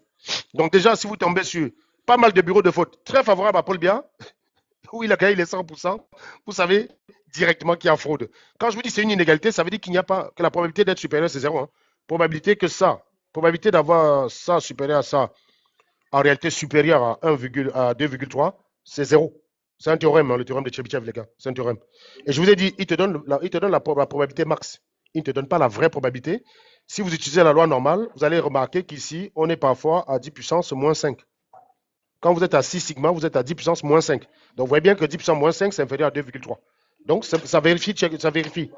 Donc, ce n'est pas un truc qui va te permettre de savoir la valeur, mais qui te permet de savoir est-ce qu'on a dépassé le seuil d'inégalité. C'est pour ça que je dis tous les statisticiens qui ont Cameroun, je ne sais même pas à quoi ils servent, les gars. Franchement, vous êtes des couillons. Vous n'avez pas de couilles, les mecs. Vous pourrez tous vous lever comme un seul homme et dire nous, l'association des statisticiens du Cameroun, on trouve ces résultats normaux.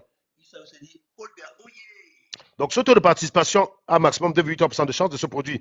Il me suffit de trouver un score, 3%. Il me suffit de trouver 3%, une proportion de 3% pour invalider. Logiquement, dans toutes les instances internationaux, si je présente cette inégalité-là, et je démontre que dans la population, dans les résultats de Paul Biya, on a plus de 3% de bureaux de vote où on est supérieur à 6,6 sigma, sous réserve, bien évidemment, qu'on a acquis que les 600 bureaux de vote soient représentatifs et que j'ai démontré la représentativité, c'est pas compliqué de la démontrer, c'est des bureaux en sortie d'une avec des scrutateurs, ce que Chioma Bakary a.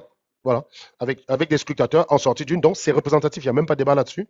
Si vous trouvez plus de 3% de bureaux de vote où on a dépassé les 100%, on a à peu près 98% de taux de participation, évidemment, pour faire gagner Paul Biya à 100% dans ces endroits-là et lui donner des chances de gagner, vous savez qu'il y a eu fraude. C'est la preuve qu'il y a eu fraude. C'est une preuve. Voilà. Donc, il n'y a pas de débat sur la question, c'est une preuve. Et dans la démonstration, c'est à peu près ça. Comme je vous ai dit, ça part de l'inégalité de Markov. Voilà, vous faites un calcul intégral. Vous tombez que l'inégalité de Markov, c'est ça. Probabilité qu'une variable aléatoire soit supérieure à un nombre A, c'est l'expérience de la variable aléatoire inférieure à A. Pour partir sur une inégalité de Chebyshev, si on vous propose la démonstration, ça veut dire qu'on ne peut pas la contredire. La démonstration, ça veut dire vrai en tout temps. Donc, vous prenez cette variable aléatoire-là, vous appliquez l'inégalité de Markov, et vous en arrivez là. Vous arrivez donc à la conclusion que c'est ça. Voilà. C'est QFD, donc j'ai fini. Donc, ici, dans les deux lois qu'on peut utiliser pour démontrer les fraudes, inégalité Bien-Aimé-Chebyshev et loi de Benford. Voilà. Si les chiffres bizarres, si les chiffres apparaissent, la fréquence d'apparition des chiffres 1 dépasse celle que prédit la loi de Benford, c'est un signe fort de fraude. Maintenant, à vous, mes chers amis, de commenter ce qui vient de se passer.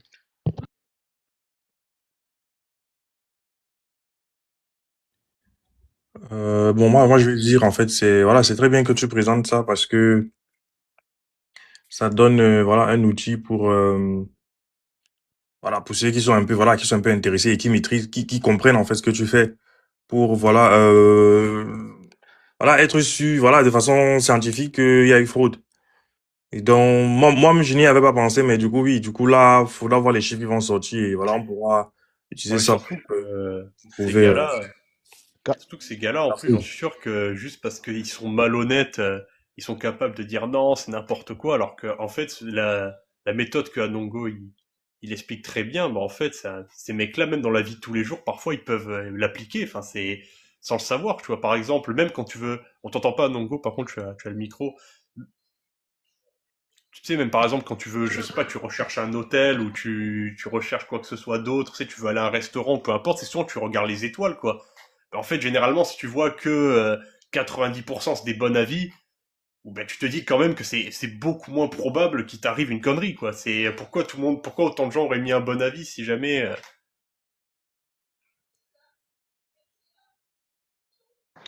C'est tout à fait ça, mon cher Iron.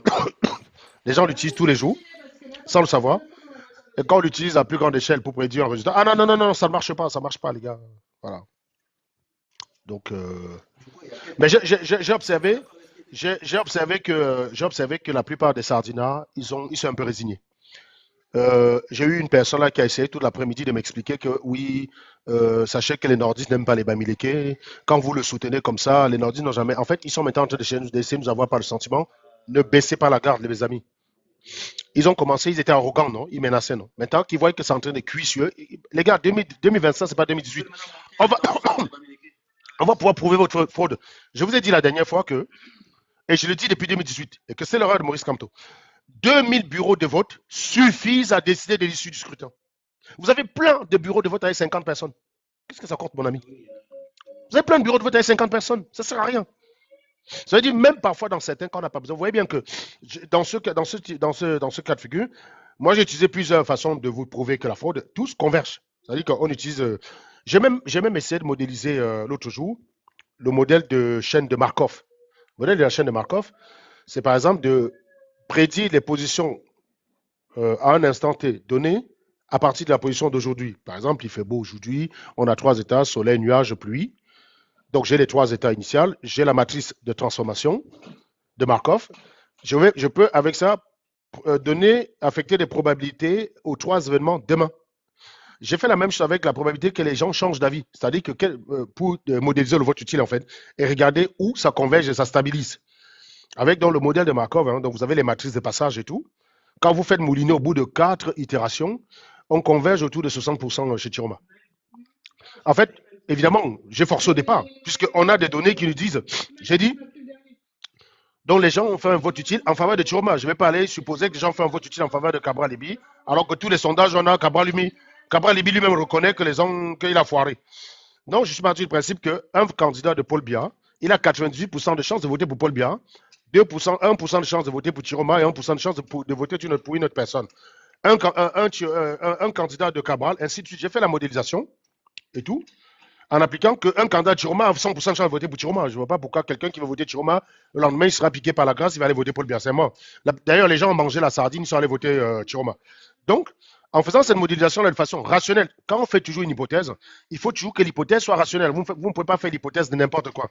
Si pour que votre hypothèse soit vraie, il faut qu'un événement qui a 10 puissance moins 500% de chance de se produire soit vrai, ben ça dit que vous n'êtes pas rationnel. C'est ce qu'on appelle, vous violez ce qu'on appelle le principe, le principe de parcimonie. Voilà. L'hypothèse la plus prosaïque, vous devez choisir l'hypothèse la plus prosaïque. Tu ne peux pas dire, bon, écoute, je suppose que le dé que tu as en main, c'est un dé pipé avec le barycentre positionné à tel endroit, que cet événement a 10 puissance moins 50% de chance de se produire. Tu ne peux pas le justifier. Alors que quand tu fais une hypothèse de départ, tu dois pouvoir la justifier. Tu dois pouvoir la justifier au départ. Donc, tu dis quoi? Ah non, pas du tout. Tu sais, le communiqué qu'on a vu tout à l'heure. Attends, Platine me montre un communiqué là. Le communiqué que Issa Chiroma a publié tout à l'heure en disant que seul maintenant lui et son communicant peuvent communiquer. Ouais.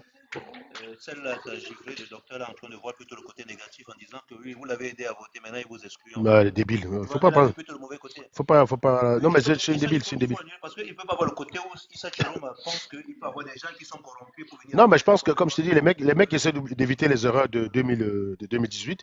C'est-à-dire que, voilà, au moins, là où tu dis que tu as gagné, tu as les preuves de là où tu as gagné, et tu montres que là où tu as gagné, ça suffit pour décider. En fait, première étape, tu as les résultats dans les endroits où tu prétends avoir gagné, tu as la preuve de cela. Et deuxième étape, tu démontres que ces endroits-là sont suffisants pour conclure sur la fin du résultat. Voilà, c'est tout. Le but, c'est quoi? C'est que Paul Biya soit derrière Chiroma. On s'en fout en fait du score. C'est-à-dire que tu demandes que ces résultats montrent qu'il est impossible que dans le reste du Cameroun, tu viennes changer l'ordre. L'ordre ne changera jamais. Et ça, les statisticiens européens le comprennent, les instances internationales le comprennent. Bizarrement, en Noirie, camerounaise, ils ne comprennent pas. Et Serge, j'ai vu le post d'un, ouais, on va dire, voilà, je crois apparemment, il fait partie de la magouille, qui explique qu'en fait, lui, vous êtes trop agité. En fait, c'est Cabral et Paul Biya qui se talonnent, voilà, à la première place. Et tu dis, mais qu'est-ce que tu racontes? Et donc, je sais pas si ça te fait, mais bref, voilà, et voilà, je suis carrément d'accord avec ce que tu dis. La première place, c'est vraiment entre Paul Biya et Thierry. Bon, et Thierry, on est très loin, comme on le prouve avec les trucs. Donc voilà, donc parler de Cabral entre deuxième et premier, c'est hallucinant, quoi. Je sais pas d'où ça sort. Et je sais pas si tu as aussi vu, parce que tu parlais justement d'une méthodologie. C'est pour ça que je disais justement que quand je faisais ça avec, en mettant les bonnes hypothèses, je suis arrivé que le score de Chiroma, le score de Paul Biya s'est stabilisé autour de 25%, et le score de Chiroma s'est stabilisé autour de 30%. En faisant Ouais. deux fois. Donc tu prends, en fait, c'est un truc comme ça là. Tu as P, Chiroma et autres. Tu vois? Tu as un vecteur sur matrice comme ça. Tu as la matrice ici avec les éléments A11, B11, C11, vu qu'il y a trois états. A12, B12, C12.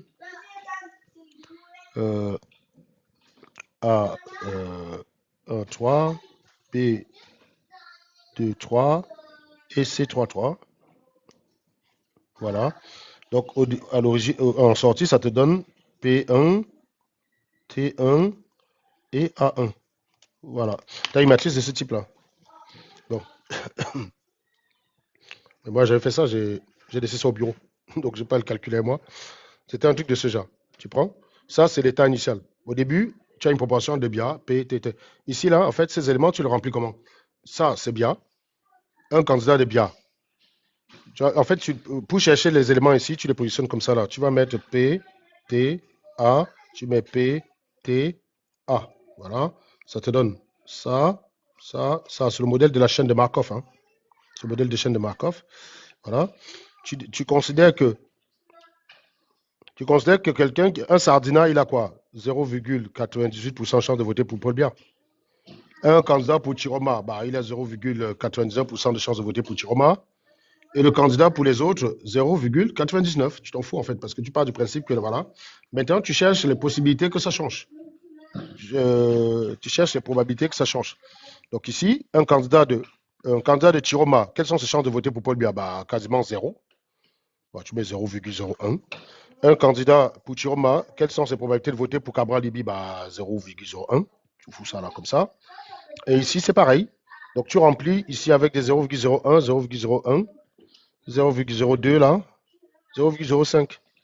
Ça se justifie facilement en fait. Hein. Je ne me rappelle plus les chiffres exacts. Voilà. Cette matrice-là, ces éléments-là, c'est ça que tu vas mettre ici. Voilà. Et donc, à l'origine, ici au départ, tu as le score. Tu as un score de Paul Biya que tu vas mettre, je ne sais pas moi, à 70%. Tu as un score de Paul Biya, non pas à 70%, j'avais mis le score à 30%. 30% le score de Paul Biya. Chiroma, tu le mets un score à 20%. Et A, tu mets le score à 50%. Voilà. Je n'ai pas mis les bons chiffres ici. Hein. Les bons chiffres ici, c'était un peu plus rationnel dans le sens que le vote utile faisait que un électeur de Cabral, les électeurs des autres, ils avaient moins de chances. Par exemple, ils avaient 50% de chances de voter pour leur candidat, quasiment 40% de chances de venir voter Chiroma Bakary, ou 49% de chances de voter Chiroma Bakary, et 0,01%. C'est ces éléments-là qui faisaient que quand tu faisais mouliner la matrice deux fois, tu te retrouvais avec un score qui se stabilisait ici autour de 20%, 60% et 20%. Voilà. Donc même avec le modèle de Markov, on trouve que le vote utile, quand vous le modélisez avec des bonnes hypothèses, après les gens peuvent dire que j'ai choisi des hypothèses qui m'arrangent. Hein. Bah, je me suis inspiré des échantillons, c'est tout. Je me suis inspiré des échantillons.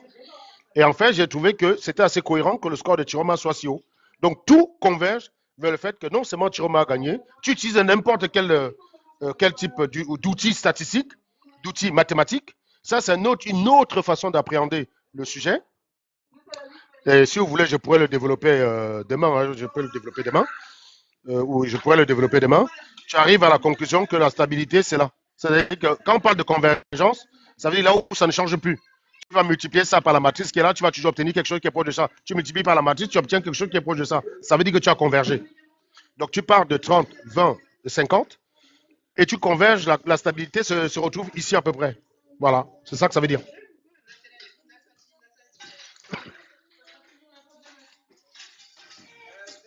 Donc je vous donne tous les éléments là depuis, partagez à vos familles pour détecter la fraude et donc de ne pas laisser le tour si vous ne laissez pas. Voilà, c'est tout. Okay, tu me dis, toi, tu es loin de la réalité. Mais ça, c'est un argument scientifique, ça, Raymond. Quand tu dis, toi, loin de la réalité, c'est un argument scientifique. Non, justement, c'est ça que les Camerounais ont fait depuis 43 ans. D'accord? Nous sommes allés, comme tu as dit, par les sentiments et non pas par les preuves.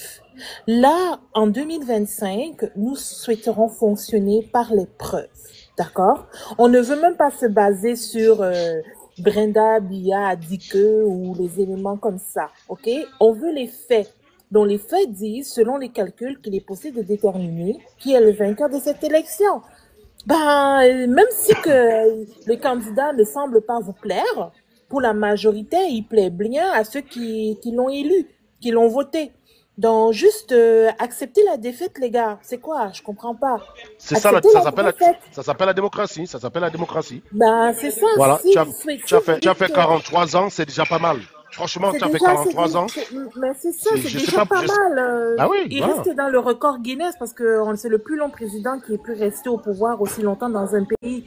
Donc, maintenant, on veut passer à autre chose. D'accord? Et les votes nous le démontrent que les Camerounais sont prêts pour le changement. Donc, laissons place. Moi, je laisse tomber cette affaire parce que moi, j'avais pas cet élément, hein, qui était possible de déterminer le vainqueur avant les résultats finaux. Donc, mais moi, ils ont intérêt. Tu sais, oui. ils ont intérêt à ce que les Camerounais ne le sachent pas. C'est normal. Je te dis encore une fois, j'ai été le premier à l'introduire dans l'élection au Cameroun. Je peux m'en vanter. En 2018, le seul qui défendait la victoire de Kamto en se basant sur des statistiques, c'était moi. La seule différence qu'il y avait entre 2018 et aujourd'hui, parce qu'il y a beaucoup de couillons qui disent, tu as dit que Kamto a gagné, maintenant qu'est-ce qui prouve que tu as raison? Non, Kamto, j'avais pas les données. Kamto était venu, il avait fait des déclarations, il a dit, j'ai gagné à tel endroit, j'ai gagné à tel endroit, j'ai gagné à tel endroit. J'ai juste calculé la probabilité que ces propos soient vrais. Est-ce que j'ai juste calculé la probabilité que je suis parti, enfin, c'est pas ça, c'est pas exactement ça. Je suis parti de l'hypothèse Platini. C'est la vidéo quand on citait où il avait gagné. Voilà, Platini a retrouvé la vidéo là. En fait, il a déclaré, j'ai gagné à tel endroit, j'ai gagné à tel endroit, j'ai gagné à tel endroit. J'ai positionné sur une carte et j'ai calculé la probabilité que, ayant gagné à cet endroit-là, tu aies pu gagner à l'essai national. Il avait les preuves. Je pense pas qu'un gars qui n'a pas les preuves. Et voilà, et donc j'ai dit, s'il a les preuves de ça, il a raison de dire qu'il a gagné. C'est ça que j'avais dit en 2018. Maintenant, tout le monde a pris mes propos. Oui, ça, j'ai prouvé que comme tu as gagné. Bon, mais évidemment, j'ai laissé faire. Hein. Je n'allais pas aller contredire chacun pour dire non, c'est pas ce que j'ai dit, c'est pas ce que j'ai dit. Mais mes propos étaient très clairs, basés sur ces hypothèses qui, s'ils sont vérifiées, si ces hypothèses sont vérifiées, il a raison de dire qu'il a gagné. C'est tout ce que j'avais dit. Mais comme je n'ai jamais eu accès à ces données-là,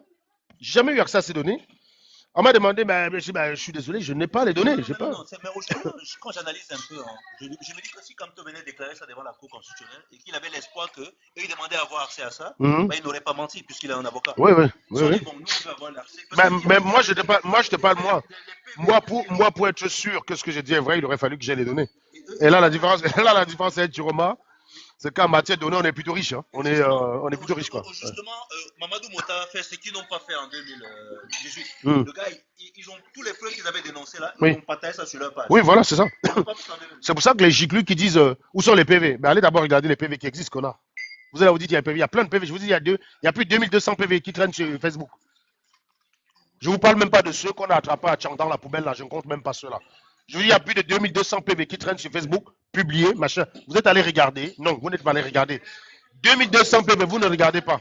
C'est 31 000 PV que vous allez regarder. Bande d'abrutis, va. Ben, vous voyez le talent de comme Serge Anango, ça c'est ce qu'on a besoin demain au Cameroun. On a besoin des gens comme Serge Anango pour nous aider à développer le Cameroun. Parce qu'on aimerait bien. Vous voyez, on ne parle pas. Vous parlez que vous aimeriez voir le Cameroun comme Dubaï. Ben écoutez, Dubaï, ça s'est pas construit, voilà, avec du sable. Hein. Ça prend des personnes avec un cerveau qui sont capables de émettre des plans des projets de société et faire la réalisation de cela.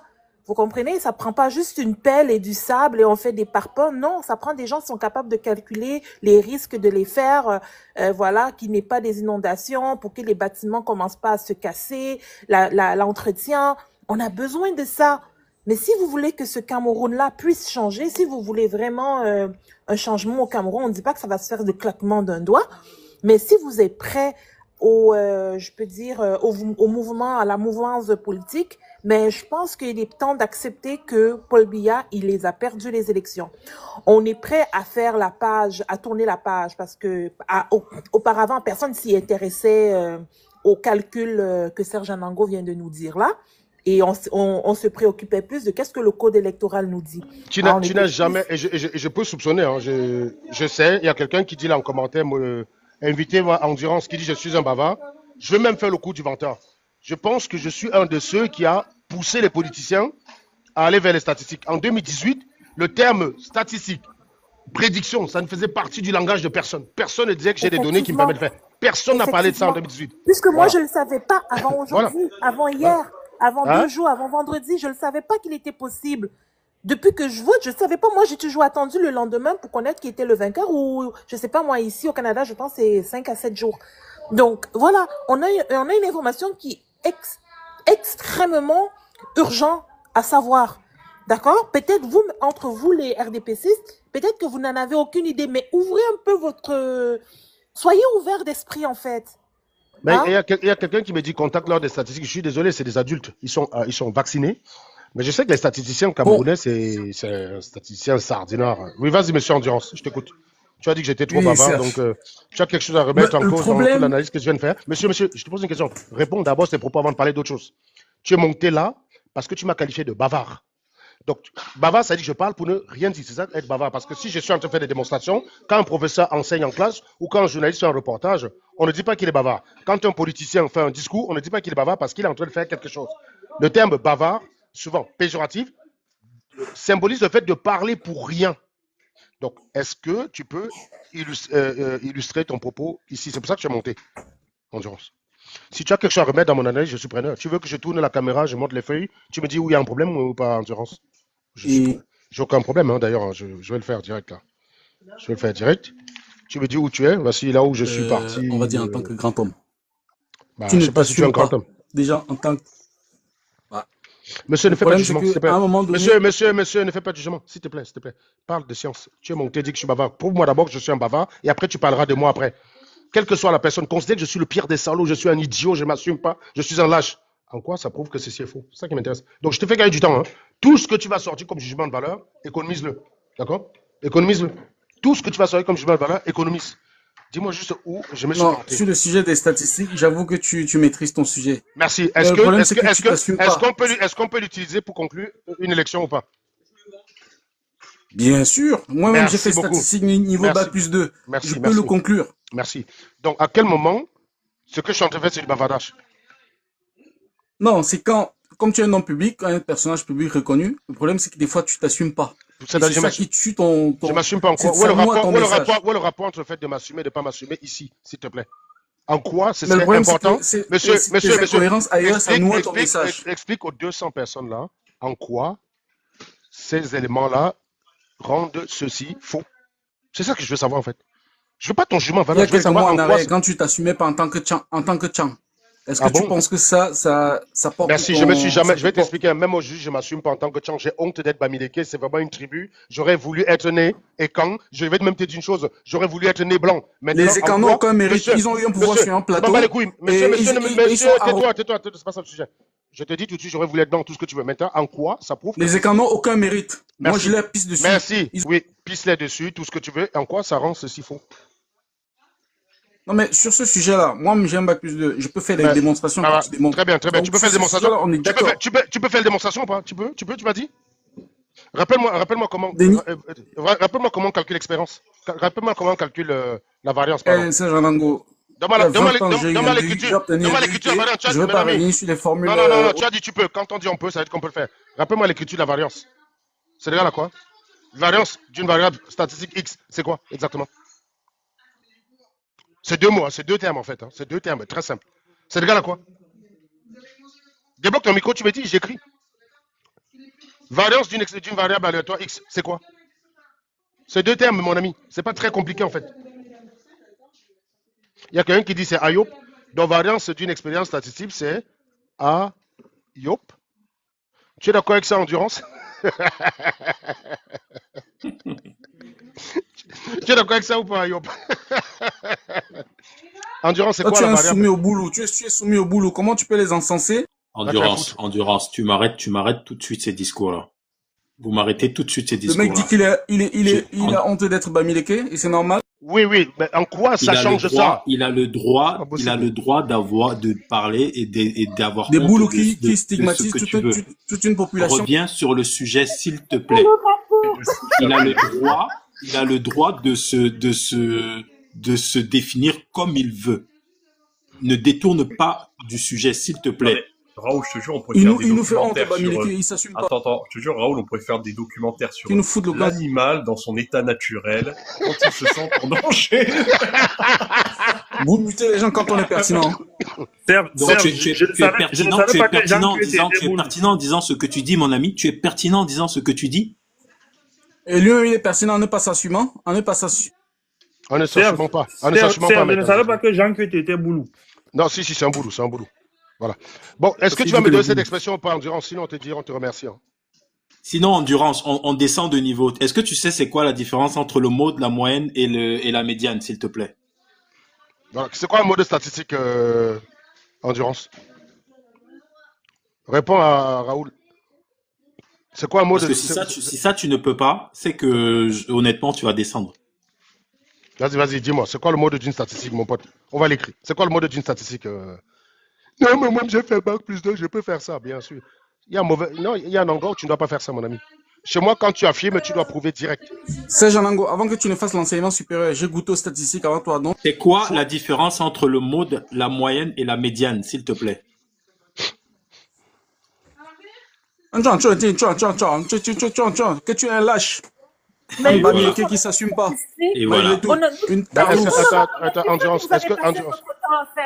On n'en veut plus de ça, en fait. Endurance, est-ce que tu te rends compte que tu donnes une piètre... Assume-toi en tant que Tchang. Assume-toi. Oui, c'est correct, mais au moins il a prouvé que Isha Tiroma a gagné les élections.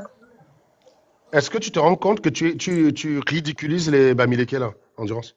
Tu donnes une piètre... Assume-toi en tant que Bamileke déjà. Pourtant, je vais t'expliquer, regarde. Pourtant, en termes de Bami, il y a Connaître ici qui est Bamileke, il y a Raoul qui est Bamileke, il y a Aaron qui est futur Bamileke.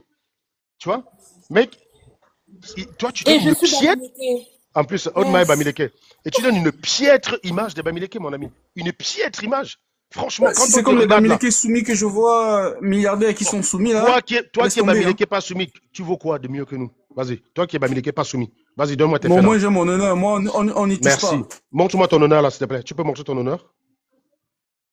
Est-ce que tu peux nous foutre ton honneur là? Qu'on voie. Je suis capable de dépenser 1 million pour me rendre justice. C'est que les milliardaires Bamileke sont incapables de faire.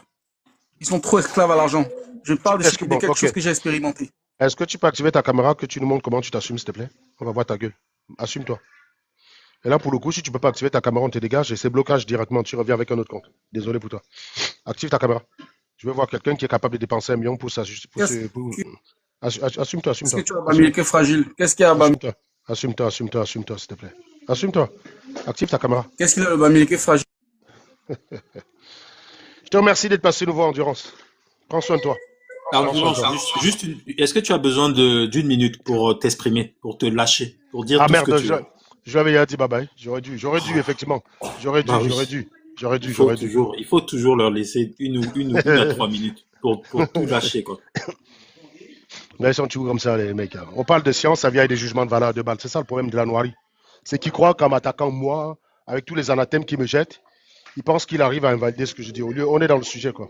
Voilà. Donc, donc c'est ça le problème. C'est le problème de la noirie. Voilà quelqu'un qui est contre le Paul Biya, que je dois combattre en même temps que je combats les biaïstes. C'est ça la noirie.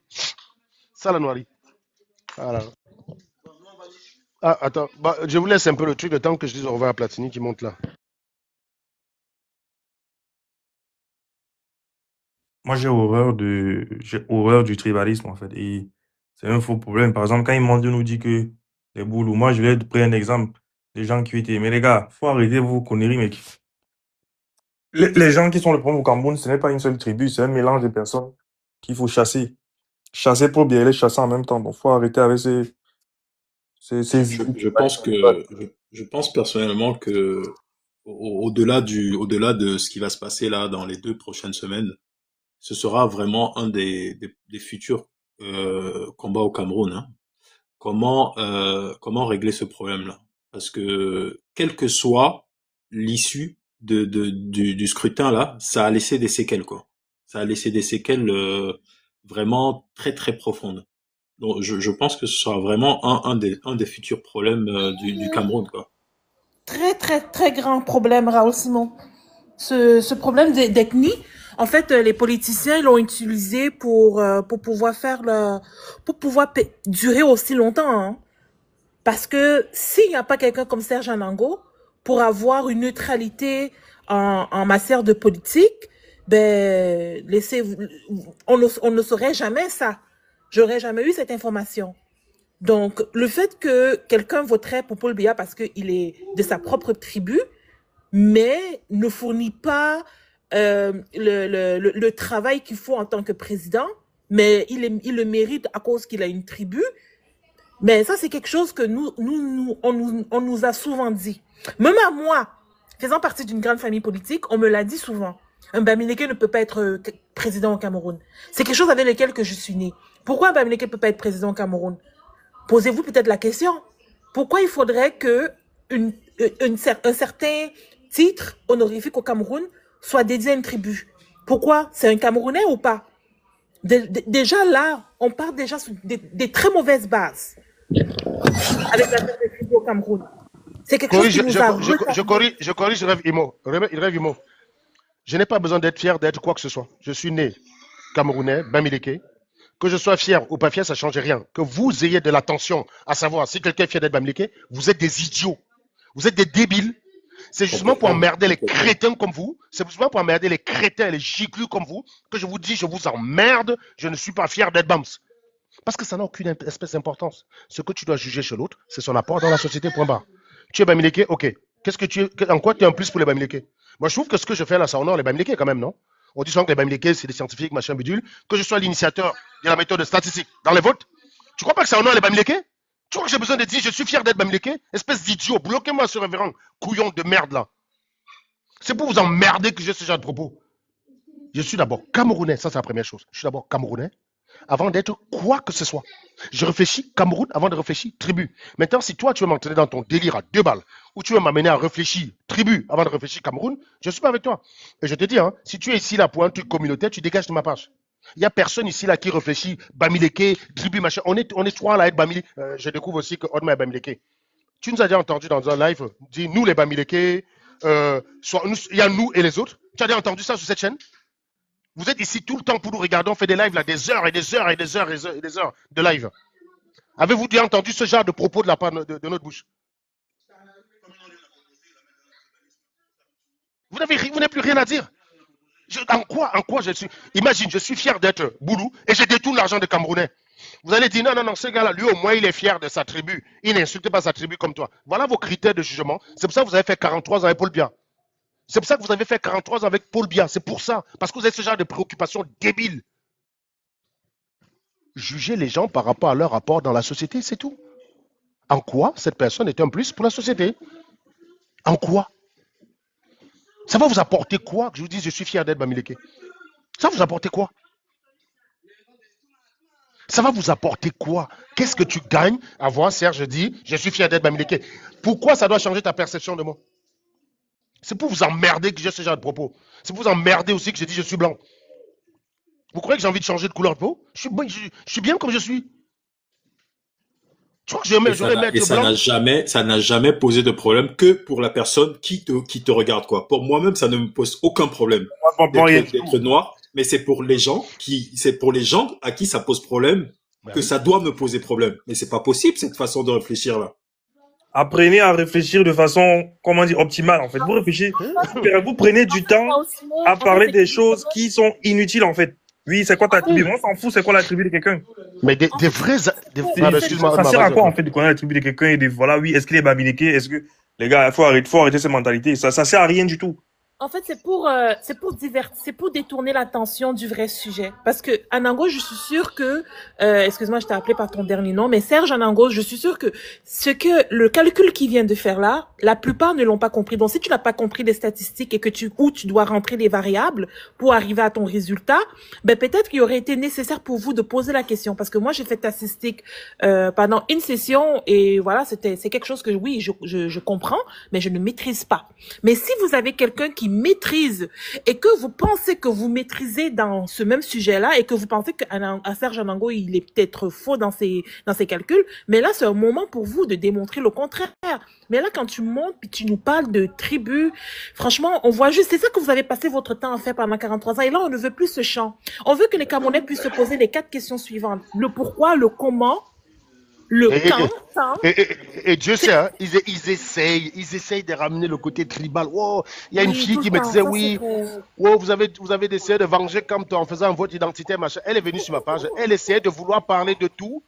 À chaque fois, je disais, madame, ici, on parle de la victoire de Maurice Kamto. Voilà. Voilà les résultats que Issa Chiroma Bakari a publiés, que je découvre en même temps que vous. Hein. Alors, tendance, élection présidentielle de la République, 12 octobre. Alors, déjà, je regarde le texte. Tendance, résumé officiel, issu des PV remis aux représentants, région départementale du Vouri. Nombre de votants inscrits, 474 873. Abstention, 503 082. Donc, taux de participation, 48,6%. Vous voyez bien, hein? Donc, ici, on est même à un taux de participation très faible. Bulletin nul, 3582. Suffrage valablement estimé, 471 291. Résultat, pourcentage, Issa Chiroma Bakari, 78,31%. Paul Biya, 12,41%. PV originaux, lien Google, voilà. Il a mis tous les PV originaux dans un lien Drive où tout le monde parlait, ben voilà, les gars, tentez encore de venir ouvrir vos gueules, les gars. Voilà, je tourne la caméra, je vous montre. Hein. Donc, pour le cas du littoral, l'ensemble des PV originaux, ben les gars ont travaillé. Hein. Voilà. Voilà, dans les Drives, vous avez tous les PV. Maintenant, les gars, voilà, ça c'est le cas du Vouri. Douala 2, PV, voilà, vous avez tous les PV de Douala 2. Voilà, donc ces résultats, il te les donne. Ah, bravo Chiroma. Très bien, Platini, il a publié les résultats du Vouri. Ils ont choisi une stratégie. Ils publient les résultats et ils balancent les PV dans un drive de Google. Voilà, voilà. Et donc voilà les résultats. Hein. Tu regardes le résultat, tu n'es pas d'accord, mon cher ami, tu cliques sur le drive, tu vas là-bas, tu t'amuses. Voilà tous les PV, tu vas chercher l'erreur. Justement, je me demandais comment il devait faire ça passer. Bravo Chiroma. Il est entouré par une vraie équipe cette fois. Voilà, c'est tout Google. Google, c'est pas un site attaquable. En 2018, nos candidats avaient négligé la science. J'apprécie qu'ils aient intégré la science dans leur truc. Voilà, donc, taux de participation, blablabla, PV originaux, notes de transparence. Les chiffres ci-dessus proviennent strictement des PV remis aux représentants des partis dans les bureaux de vote du représentant. Nous publions les PV originaux pour que toutes les personnes, nationale ou internationale, puisse vérifier la véracité de nos calculs. Appel. Si vous constatez une erreur dans les documents publiés, écrivez-nous ici. Voilà, Sardina, vous savez quoi faire. Les journalistes, maintenant, ils ont le droit parce qu'ils peuvent prendre ça. Ce n'est pas eux qui ont... C'est pas eux qui ont publié. Donc, du coup, ils peuvent... Cher Sardina, allez écrire à Issa Chiroma Bakari officiel @gmail.com pour contester et ne venez plus sur ma page. Espèce de bande de chic. Voilà. Voilà, donc on va regarder s'il y a d'autres résultats. Taper bing. Voilà, donc on va chercher, voilà, donc on attend au fur et à mesure. On l'a pas vu venir, hein, on l'a pas vu venir. Mais non, personne l'a vu venir. Personne l'a vu venir. C'est là où tu dis qu'il a passé le temps à chanter les louanges de Biya, que Biya a sans doute cru qu'il n'était pas intelligent. Tu vois, donc, les gars, il a sans doute cru que le gars était con. Voilà. Maintenant, donc regardez par exemple, si dans le PVDL quand vous avez plus de 48,6% de participation à Douala, parce que vous voyez, le vivier qui reste, c'est 500 000. Donc, si tu prends les 500 000 là, tu fais voter à Paul Biya, naturellement, il gagne. Vous avez bien vu, hein? Il gagne parce que Paul Biya est à 58 000 machins et Chiroma est là. Donc, tu prends les 500 000 là, tu balances à Paul Biya, Paul Biya gagne. Vous avez bien vu. Donc, si vous avez un taux de participation dans le littoral qui dépasse 48,6%, c'est qu'il y a eu fraude. Point à la ligne. Point à la ligne. Voilà. Et donc, ce taux, il est gigantesque à Douala. Parce que ici, encore une fois, l'abstention ne bénéficie pas à Paul Biya quand il est loin de la moyenne, quoi. L'abstention est beaucoup plus forte que celle que j'avais estimée. Voilà, mais 78,31%. Donc, si on pouvait m'avoir un deuxième résultat avant que je parte. Alors, juste une question. Valmassa, tu es dans le coin ou pas, Valmassa? Parce qu'il faut que tu fasses la suite. Je vais être sur la route. Le temps que je me prépare et je vous rejoins en voiture. Est-ce que ma chère Valmastar est là? Serge, est-ce que j'avais une question? Est-ce qu'il a, parce que je suis pas devant mon PC, est-ce qu'il a publié les résultats finaux ou il a eu son truc publié par région? Non, il publie par région, quoi. Ok. Sachant que je rappelle, tout ce live là, Serge les publie souvent sur sa page Facebook, donc SATV. Donc toute la démonstration qu'on a faite aujourd'hui là sur les éléments scientifiques pour tester la véracité ou détecter des fraudes. Ça, Serge va publier ce live-là sur sa page Facebook. Donc, si vous voulez revoir tout ça et reprendre tous les éléments, vous y aurez accès. Voilà, tous les lives. SA TV 2025, c'est ça? Ouais, c'est ça. Tous les lives, je les publie sur YouTube, sur SATV 2025 et sur mon compte perso Serge Anango. Donc, vous ne pouvez pas le louper. Je sais que souvent, en période électorale, j'ai un compte qui disparaît. En général, quand il y a une grosse action comme ça où je m'implique pas mal, à la fin de l'action, mon compte disparaît. Bon, il se trouve que j'ai été très peu insultant ces derniers temps. J'ai quand même plutôt pas mal. Il n'y a pas eu beaucoup de gros C de maman qui est fusé. Donc, j'espère quand même que ma page va y échapper. Mais sinon, la plupart du temps, après une période comme ça, je perds toujours un compte principal, quoi. Bon, là, j'ai pas les talibans, mais tous. Donc, du coup, ça devrait peut-être changer, quoi. C'est une très bonne idée pour Thierry de publier tous les résultats comme ça avant. Voilà. Non, je vais voir maintenant. Je vais voir la gueule des. Je vais voir la gueule des. Où sont les PV? Où sont les PV? Bah, ils sont là, connard. Va les regarder. Le truc, ça va être où sont les 32 000? C'est ça. Le truc. Ce qui est fait, c'est que même un média, même en Autriche, pourra en fait se rendre compte que le conseil a donné pas de temps. Voilà. Et en plus, les gars. Ils vont aller regarder, mais c'est bizarre, c'est différent de ce qu'on a vu sur Internet, c'est le PV. Et en plus, tu as le fichier Excel de compilation que tu peux télécharger, jouer avec. Donc, si tu crois, voilà pourquoi les résultats tardaient. Voilà. Voilà. Si tu as des doutes, mon gars, si tu as des doutes, pas de problème. Voilà. Voilà, et tout ça. Ça, c'est la somme des inscrits. Ça, c'est la somme des abstentions. Ça, c'est la somme des votants. Voilà, tac. Et voilà. Les gars ont bossé, les gars. Sur ce coup-là, ils ont compris que, gars. Ils ont compris. Pour lutter contre la fraude, il faut imposer la science aux Africains. Voilà. Ouais. Ça, c'est suffrage valablement exprimé. Tac. Voilà. Il y a eu 400 000 et quelques. Bon, il faut mettre ici l'écriture normale, quoi. Parce que sinon tu as un giclu qui ne va pas comprendre ce que c'est qu'une écriture scientifique et puis il va te casser les couilles pour ça, quoi. Non, mais Anongo, est-ce que vous avez envoyé une personne par bureau de vote pour vérifier, quoi? Non, on n'a pas tous les bureaux de vote. Voilà, on va mettre ça sous cette forme. Vous avez quel représentant? Bonsoir, les gars. En fait, moi. C'est un fou, Attends, non, mais le mec, là, qui j'imitais, le ministre Momo, ce mec, c'est un fou. C'est vraiment un givré de la cervelle, quoi. Le mec, enfin, comment tu peux faire ça, quoi? À la limite, tu fais une déclaration sur un pupitre et t'es vague et subtil, quoi. Tu dis oui, j'ai cru entendre que des gens prétendaient qu'il y avait.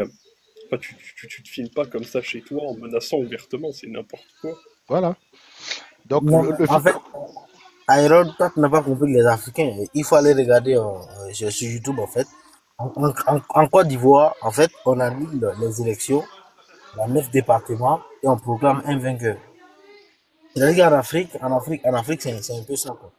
En Afrique, quand quelqu'un appartient au parti au pouvoir, en fait, il peut faire ce qu'il veut. Même bon, aujourd'hui, en fait, ces résultats sont soutenus, en fait, par les panafricains. Et chaque fois quand je pose la question, est-ce que tu imagines que dans ton pays d'origine, en fait, si je sais pas si c'est la France ou le Cameroun, est-ce que tu imagines que Paul Biya peut se proclamer vainqueur en annulant les élections dans 9 départements, dans 9 régions du pays? Non, mais Antipana. Les gars, vous permettez 2 secondes, je dois m'apprêter à voyager. Attends, ma puce, attends, mes gars. Comment ça, tu vas? Hein? Tu vas au bowling, là? Bisous. Excusez-moi, pardon. Est-ce que Valmasta est dispo? Juste pour transférer le live là-bas. Valmasta, s'il te plaît, tu reprends la suite. Je me connecte dès qu'on est dans la voiture. Je me reconnecte avec vous dès qu'on est dans la voiture. Et donc, tu sais que Raoul, tu connais très bien que si tu n'es pas là, Valmasta lance pas. Hein. Tu es son pilier, quoi. Donc, il faut que tu confirmes que tu es dispo rapidement pour qu'elle aille lancer. Parce qu'à chaque fois que je lui dis lance, il dit, il est où Raoul? Raoul, c'est son rock. Je serai là. Voilà. Bon, tout le monde qui est ici, là, on se retrouve là-bas pour la suite du débrief de ce qu'on vient de faire. Et est-ce qu'il y a un deuxième résultat qu'on peut déjà commenter?